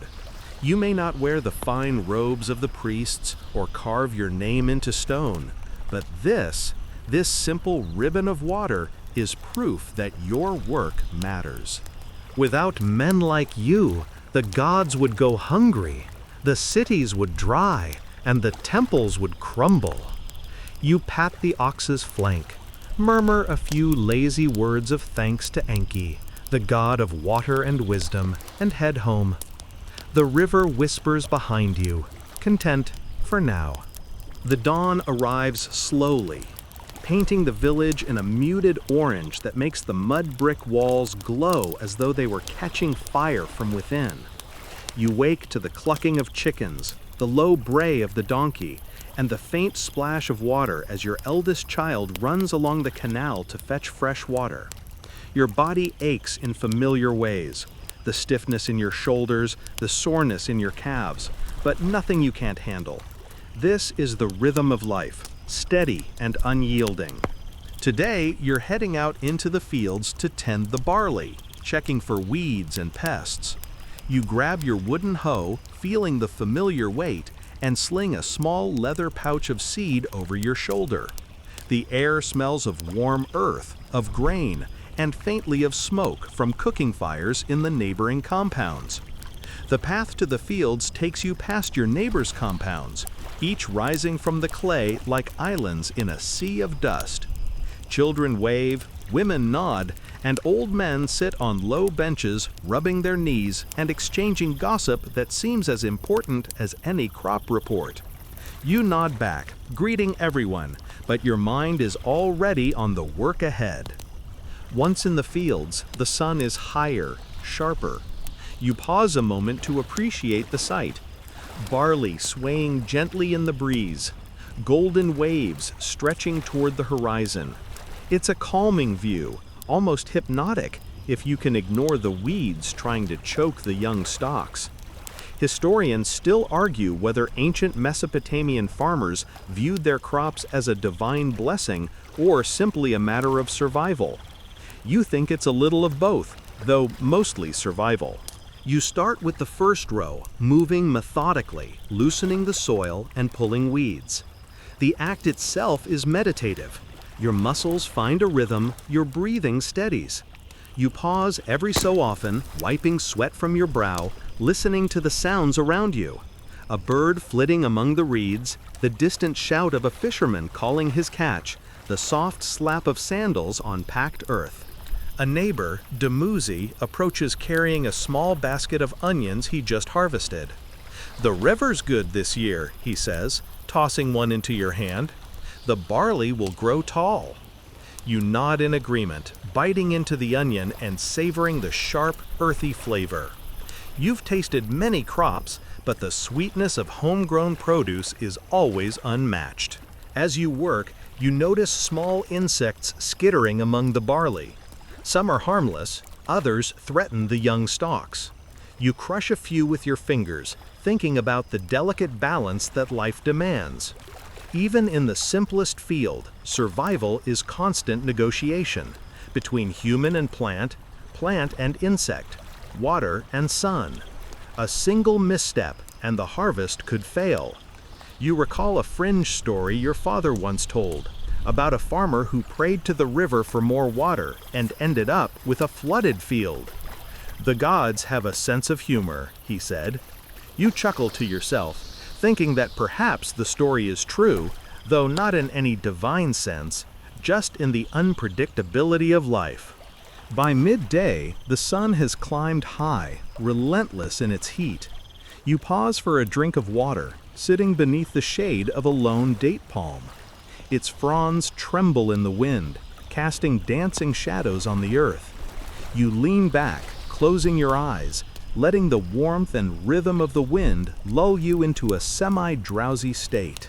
From this perch, you notice a small ditch along the edge of the field has begun to collapse. The water is seeping out, threatening the carefully planted barley. You jump to your feet, knowing that ignoring it could undo hours of labor. Fetching a bucket of mud, you patch the break, pressing it firmly into place. The work is sticky and exhausting, but as you step back, you feel a quiet satisfaction. This is not glory, not recognition, but survival, and it is enough. Later, a group of women from the village comes to inspect your field, carrying baskets of herbs and small cloths. They chat in low tones, pointing out patches that might need extra attention.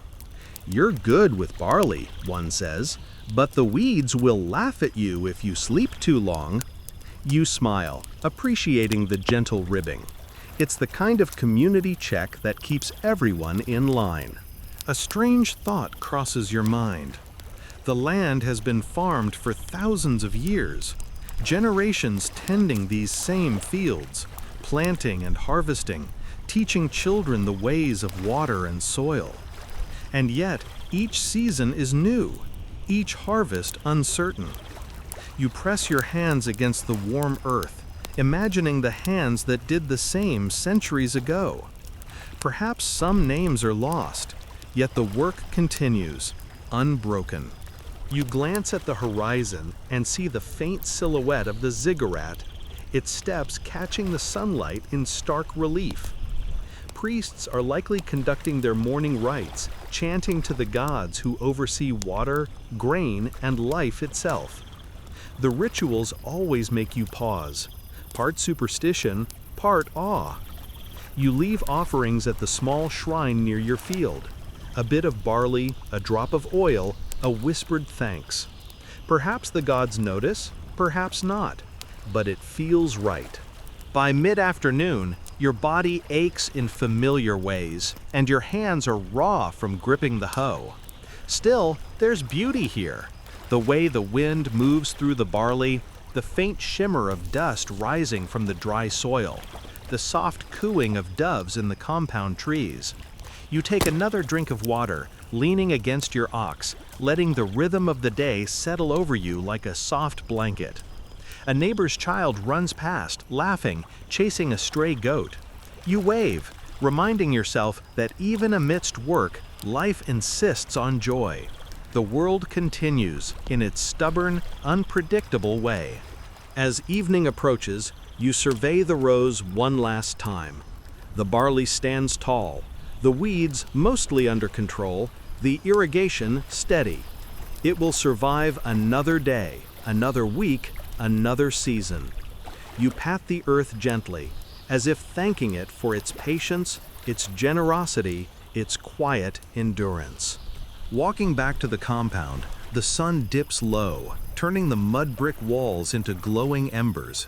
You pause to watch the river shimmer, thinking about the day's labor, the shared work of neighbors, and the subtle magic of survival. Historians still argue whether the ancient Mesopotamian farmer's life was dominated by toil or ritual, by necessity or devotion. You suspect it was all of these, blended together in a slow, persistent rhythm that defines life itself. When you reach home, your wife meets you at the gate with a small loaf of bread and a cup of water. "Did the barley survive?" she asks. "Yes," you reply, smiling. "For today, at least." The children run to greet you, chattering about their small adventures. The goat nibbles at your sandal, and you laugh softly. Evening settles over the compound, carrying with it the smell of cooking fires, wet clay, and the faint promise of rest. You sink onto the mat, stretching your aching limbs. Tomorrow will bring more labor, more irrigation, more attention to the delicate dance of water and soil. Yet tonight, the air is calm. The river hums quietly in the distance, and the world feels steady, held together by sweat, patience, and the quiet love of living things. The morning begins with a soft haze over the village, the sun just peeking above the palms, casting long shadows across the mud brick walls. You wake to the sound of water dripping from the irrigation channels, mingling with the faint clucking of hens and the occasional bray of the donkey. Today is for checking the granaries, making sure that the harvest stored over the past months is secure. The courtyard feels cool underfoot, but you can already sense the heat building. You step outside barefoot, dust clinging to your feet, and take a deep breath of air scented with earth, hay, and a faint sweetness of last night's bread baking. In this calm moment, you feel the rhythm of your life settling around you. Fields, water, livestock, family. It's steady, predictable, comforting. Inside the granary, you inspect the sacks of barley. They are stacked neatly, but you know the dangers: rats, insects, moisture. You tap a sack gently and listen. Hollow? Solid? Every sound tells a story. Historians still argue whether ancient Mesopotamian farmers used sophisticated storage techniques to prevent pests or relied more on luck and routine. You feel it's a mix of both. You reach for a small container of ash, a trick taught by your father, and sprinkle it between the layers of grain. The ash deters insects, or at least that's the theory. Your youngest child peeks into the granary, eyes wide with curiosity. "Why the white dust?" he asks. "It's magic," you say lightly, "magic that keeps the barley alive." He laughs, and for a moment the air feels lighter, even amidst the serious business of survival. Next, you check the honey jars. The wax seals hold firm, though a faint crack in one jar worries you. You tap it gently. The honey inside shimmers golden, catching the sunlight streaming through the small window. Honey is precious, a reminder of sweetness in a life dominated by toil. You smile, thinking how even the gods appreciate a treat now and then.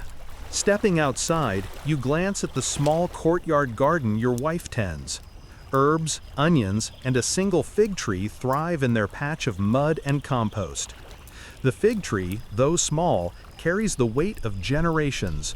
Your grandfather planted one exactly like it. Its leaves rustle in the morning breeze, and you imagine the tiny stories each leaf could tell if it had ears. The work is interrupted by a neighbor, carrying a woven basket of dates and a grin that seems permanent. "Morning," he says. "Your granaries look impressive. The temple will be pleased." You nod politely, knowing he's right. The temple takes its portion of grain and honey every season, a reminder that your life is intertwined with the gods and their earthly representatives. Pleased, yes, you reply, though I suspect my pockets will feel lighter by the end of the week. He chuckles. That's the deal, isn't it? Give, survive, repeat. After he leaves, you climb to the roof of your compound to survey the surrounding fields. The barley sways gently, silvering in the morning light. You spot a patch near the canal that needs attention. The water has eroded the soil slightly, and if left unchecked, it could wash away the young stalks. You make a mental note to fix it after breakfast. Breakfast is a quiet affair. Flatbread, a few slices of dried dates, and a small cup of barley beer. Your wife hums a tune as she dishes the food, a melody that seems as old as the walls themselves. You eat slowly, savoring both taste and calm, letting the warmth of food and sunlight seep into your bones. The next chore involves the livestock. You lead the ox to the field, ensuring it's ready for plowing later in the week. The goat wanders nearby, nibbling at stray weeds. Chickens peck busily, scattering in waves across the courtyard. It's a gentle chaos, the kind that feels like the pulse of life itself. A fringe fact drifts into your mind. Some scholars believe Mesopotamian farmers kept goats primarily for ritual purposes rather than meat. You laugh quietly, imagining your stubborn goat as part of some divine ceremony.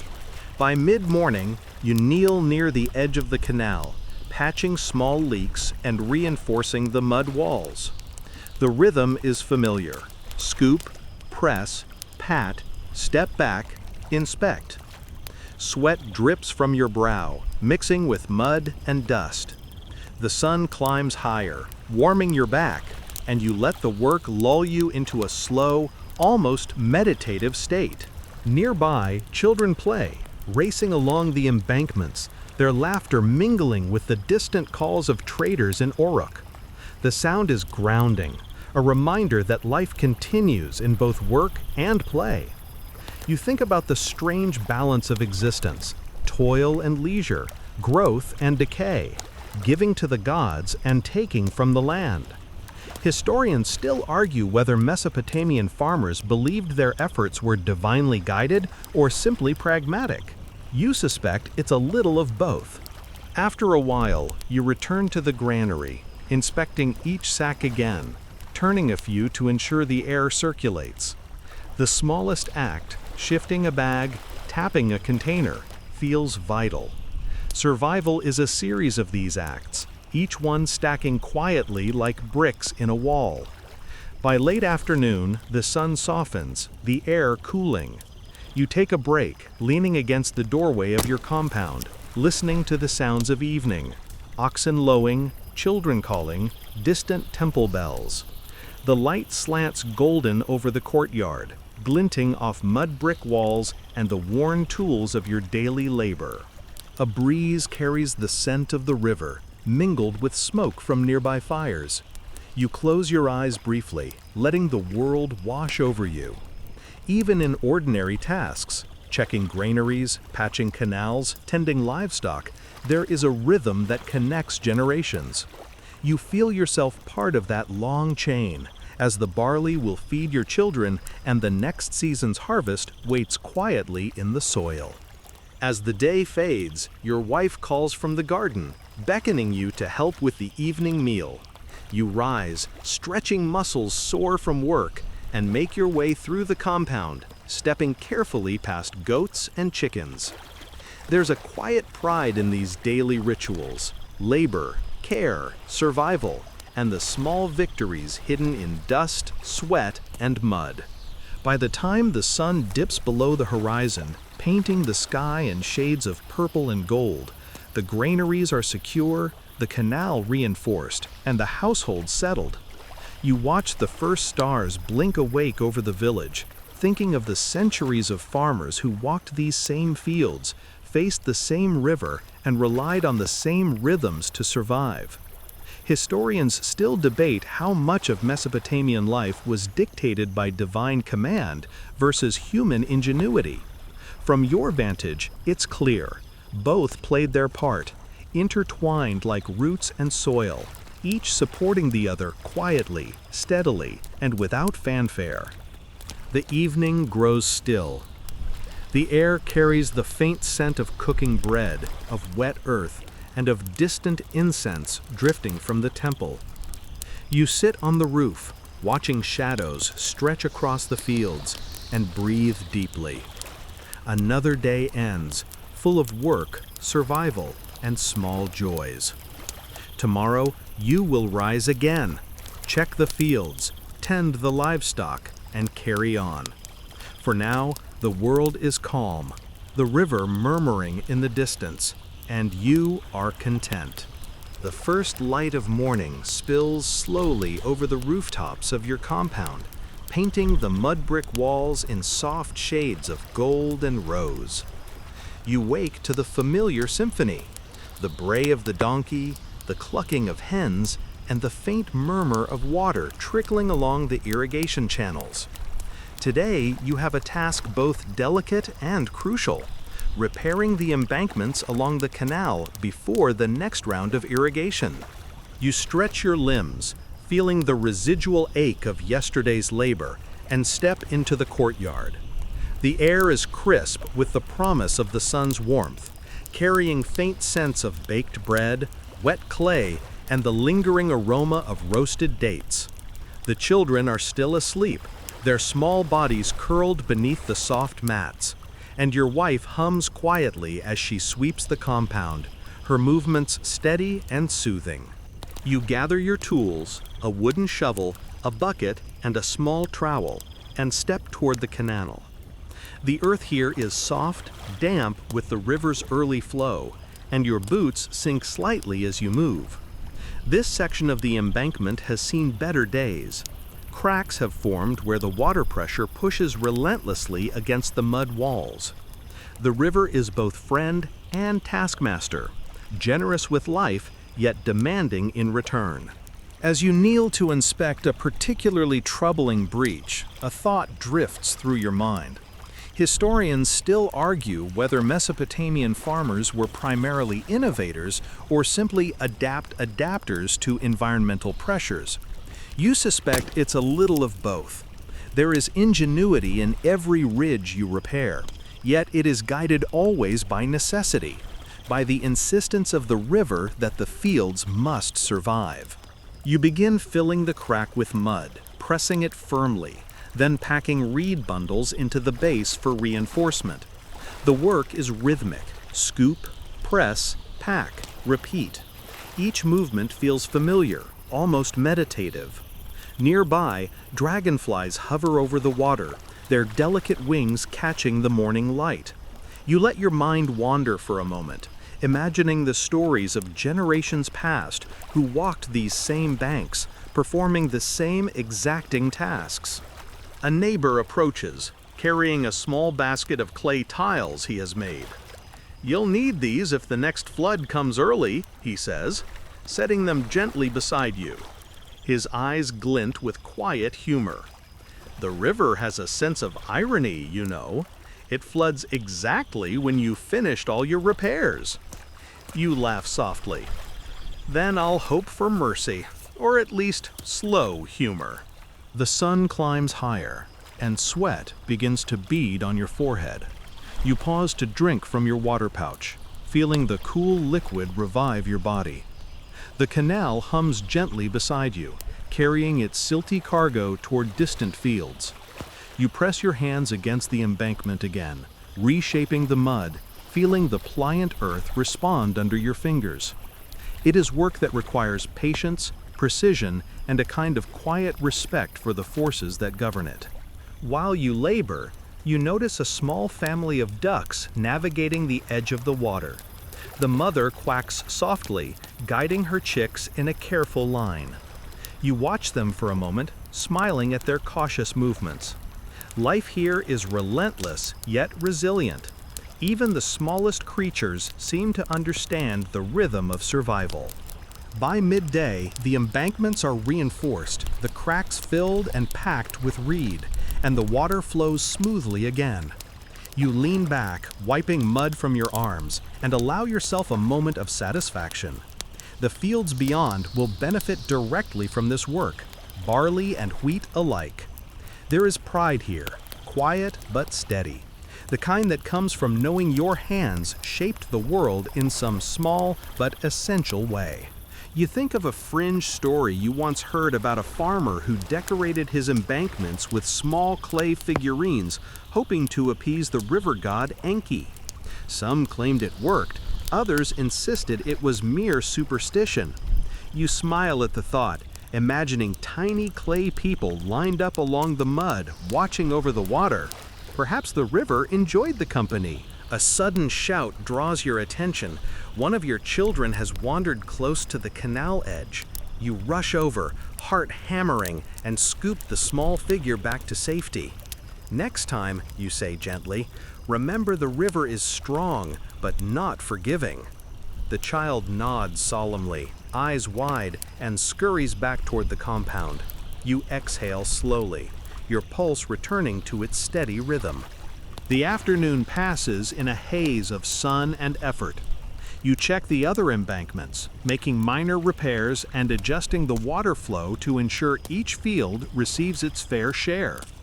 Every adjustment is a negotiation, a conversation between human ingenuity and natural force. You press the mud, guide the channels, and step back to admire the results. The water glimmers under the sun, obedient for now, carrying life across the land. By late afternoon, the sun begins to soften, the heat easing from the air.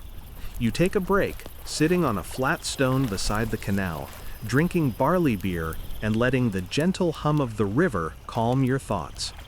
You recall your father's words, "Respect the river, and she will respect your fields. Ignore her, and she will take everything." Wisdom, it seems, travels quietly, passing from one generation to the next in small, practical lessons. From your vantage, you see other farmers tending their own canals, each performing the same careful labor. The world is alive with the slow, deliberate rhythm of hands shaping earth, guiding water, sustaining life. The city of Uruk may rise on grand ziggurats and temples, but the true work of civilization, quiet, patient, and unglamorous, happens here, along the muddy edges of the canals. As the evening approaches, you return to the compound, weary but satisfied. Your wife has prepared a modest meal, lentils, flatbread, and a few fresh herbs. The children chatter excitedly, recounting minor adventures and discoveries from the day. You eat slowly, savoring both the food and the sense of accomplishment. Later, you climb to the roof to watch the sun dip below the horizon. Shadows stretch long across the fields, and the river reflects the fiery colors of the sky. Somewhere in the distance, a flute plays softly, blending with the gentle hum of the water. You close your eyes, letting the sounds and warmth lull you into a state of calm reflection. Historians still argue whether the everyday labor of Mesopotamian farmers was more a matter of devotion or necessity. From your perspective, it is both.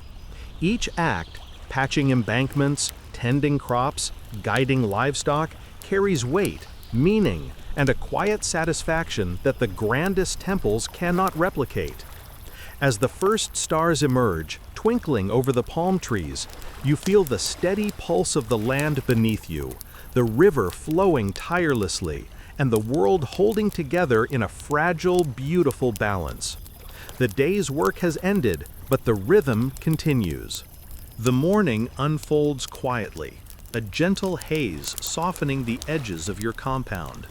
The air is filled with the earthy aroma of wet mud and the faint sweetness of ripening dates.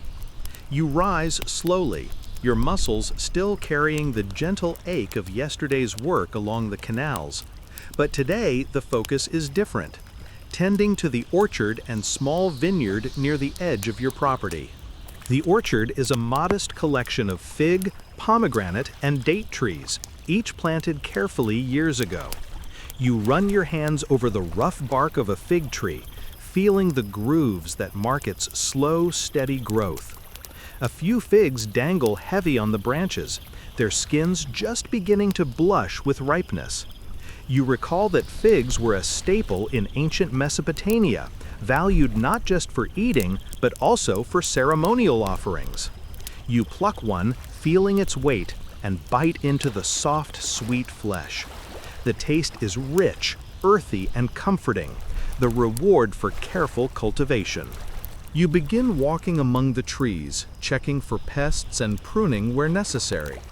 Aphids and small beetles threaten the fruit, and you gently remove them by hand, letting the smaller creatures crawl into the soil where they belong. A fringe tale from the elders drifts into your mind. Some claim that sprinkling ground eggshells around the roots wards off unwanted insects. You chuckle softly at the superstition, while scattering a few shards anyway. It can't hurt, and perhaps the gods enjoy the gesture. Historians still argue whether orchards in Mesopotamia were primarily utilitarian or ornamental, but to you, they are both. Each tree provides sustenance, yet they also offer shade, comfort, and a sense of rhythm in daily life. Walking among them feels almost ceremonial, a quiet acknowledgement of life's delicate balance. Nearby, your small vineyard stretches in neat rows. The vines are young but healthy, their tendrils reaching toward the sun. You inspect the leaves, brushing away dust and checking the developing grapes.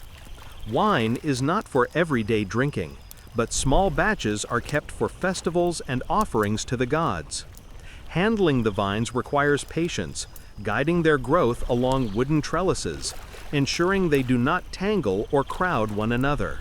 You pause for a moment, leaning on your wooden staff, listening to the orchard's gentle hum.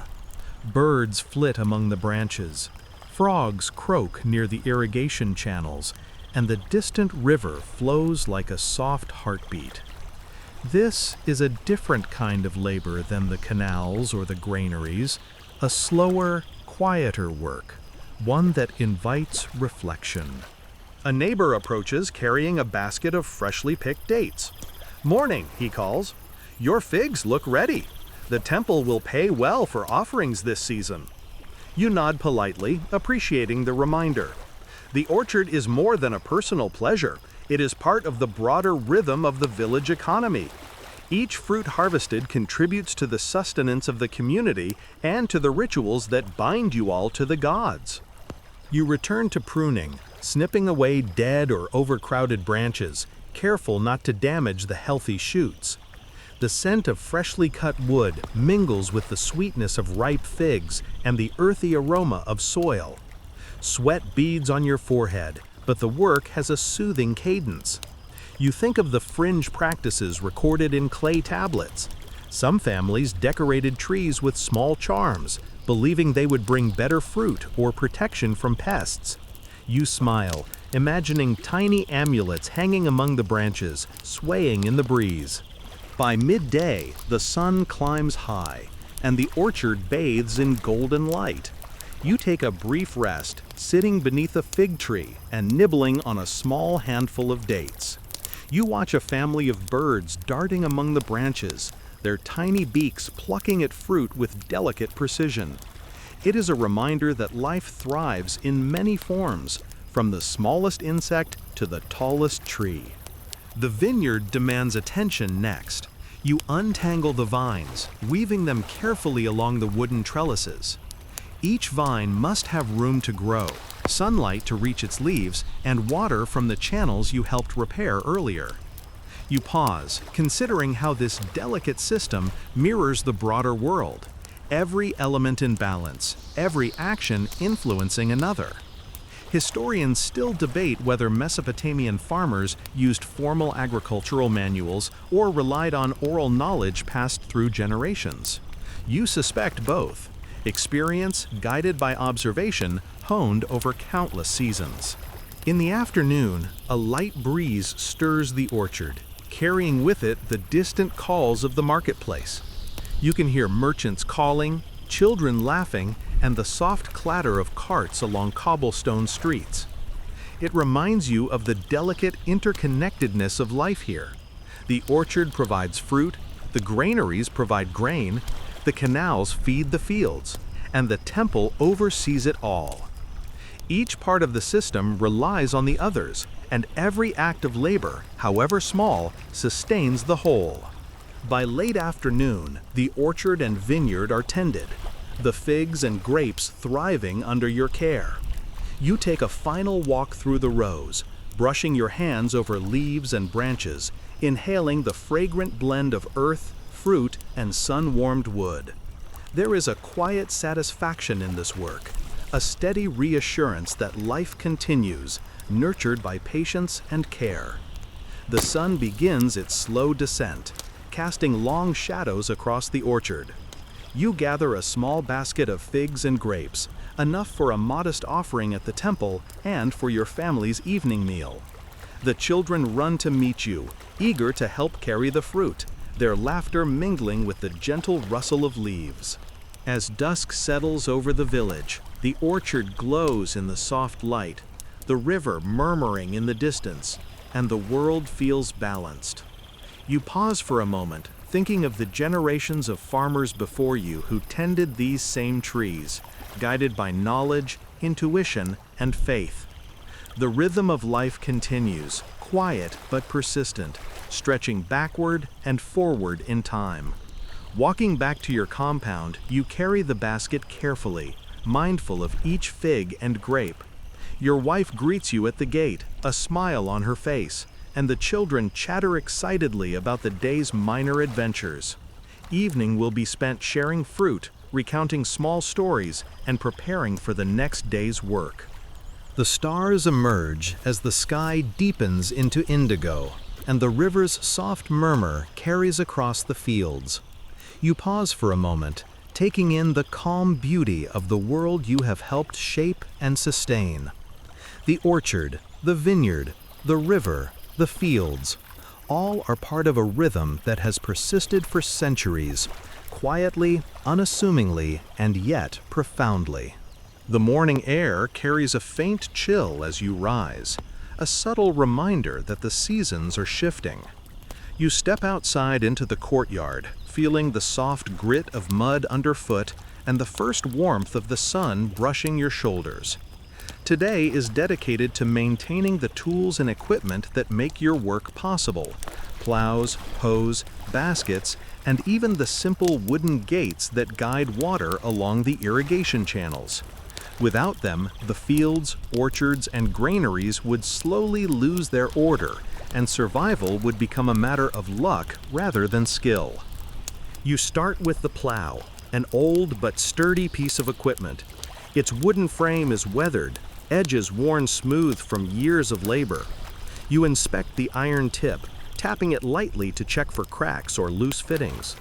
A neighbor once told you that the first plows were so primitive they often broke mid-field, and some farmers preferred using their bare hands to till the earth rather than risk the frustration of a shattered tool. You smile at the thought and tighten a loose iron band, careful not to warp the wood. Historians still argue whether early Mesopotamian farmers invented plows independently or adapted them from neighboring cultures. You suspect the answer is somewhere in between, a slow evolution shaped by trial, error, and the stubborn will to survive. The plow is more than wood and metal. It is a symbol of your labor, ingenuity, and relationship with the land. Next, you turn your attention to the wooden irrigation gates. These gates, simple yet ingenious, control the flow of water to each field. You carry one to the edge of the canal, inspecting it for splinters and cracks. Mud clings to its base, and you scrape it off, pressing the wood firmly back into place. The water begins to flow more evenly, filling the channels and spreading life into the barley and wheat. You pause to watch the glimmering currents, a quiet satisfaction settling over you.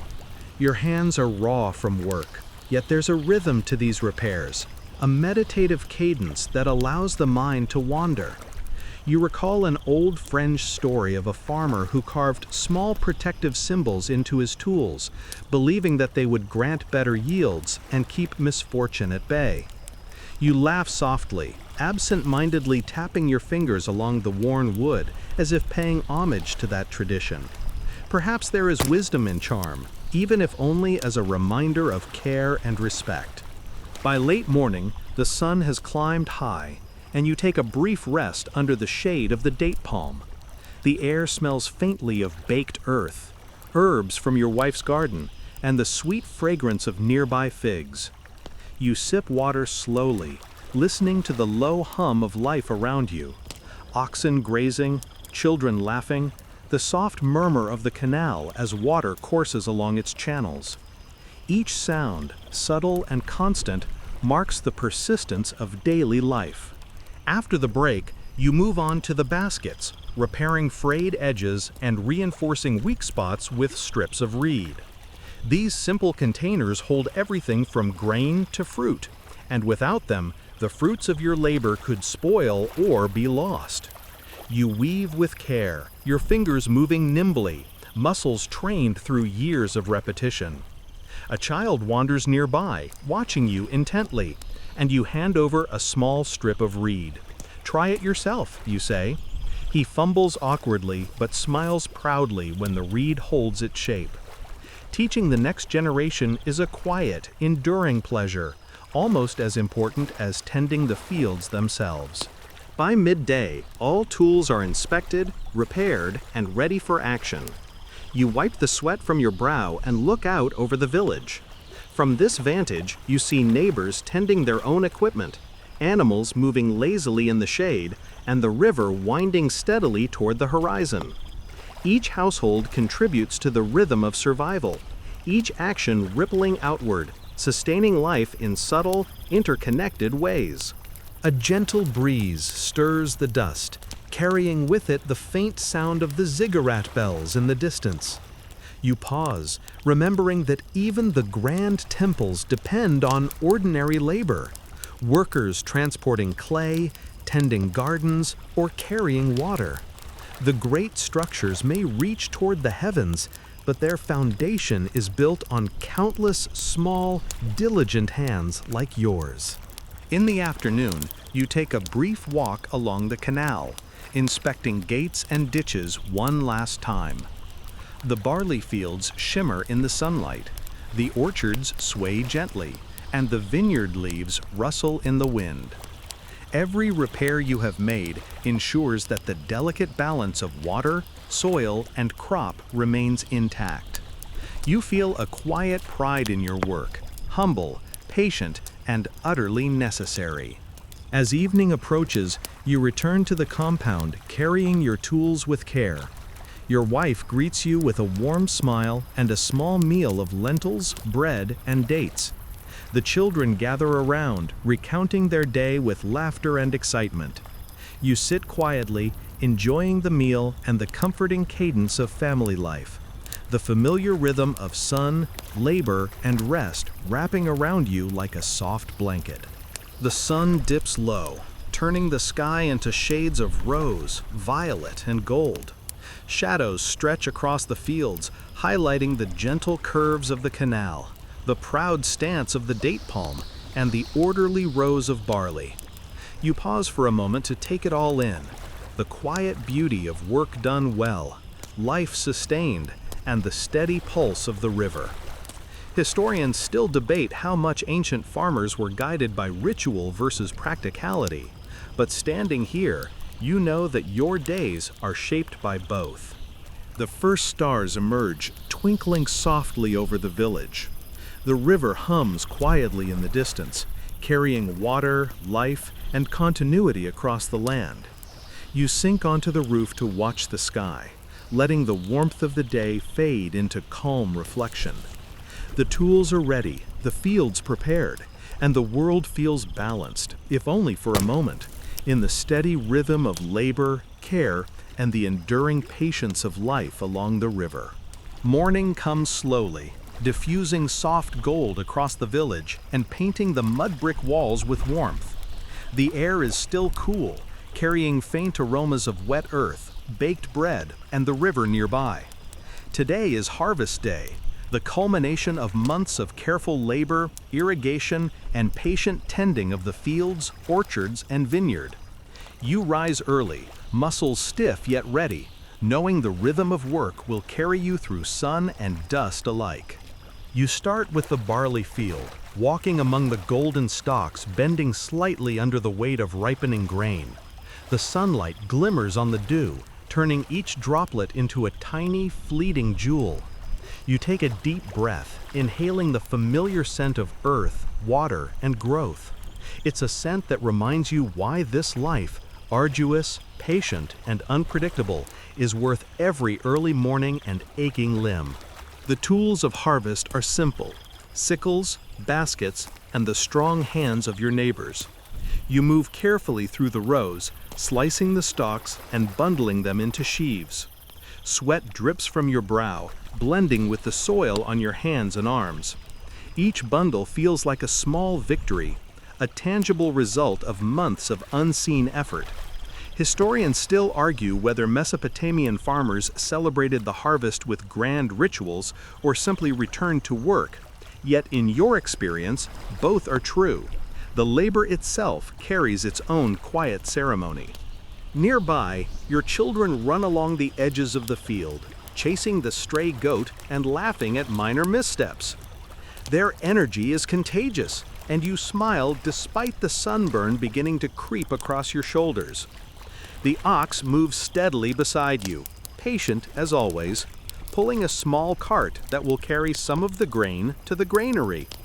You pat its flank as a wordless thank you, knowing that this partnership, animal and human working side by side, sustains life more than any temple blessing. By mid-morning, the sheaves are stacked neatly along the field's edge, awaiting transport. You pause to drink water and wipe sweat from your face, letting the steady rhythm of breathing and the murmur of the river calm your mind. Birds flit above the canal, diving for insects, while the distant temple bell rings softly, reminding all that the gods watch quietly from afar. Next comes the orchard and vineyard. The figs and grapes are plucked with care, placed gently into baskets. The air is fragrant with ripening fruit, and the sun warms the skin pleasantly.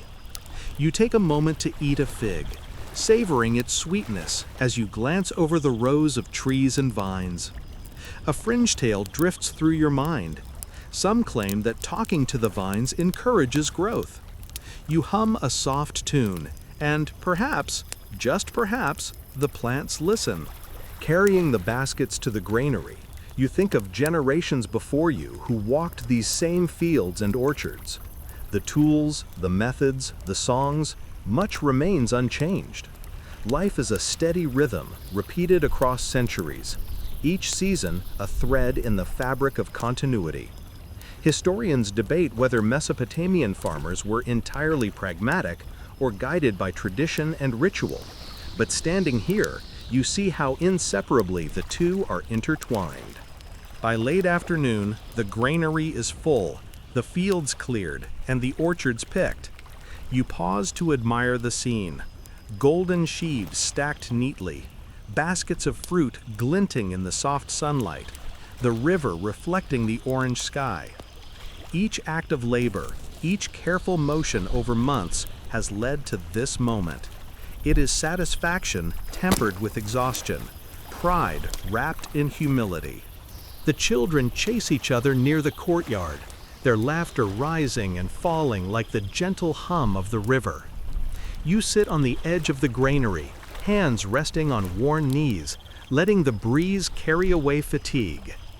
The ox grazes nearby, content, while your wife tends the fire for evening bread. The village seems to exhale as the day winds down, settling into a tranquil rhythm.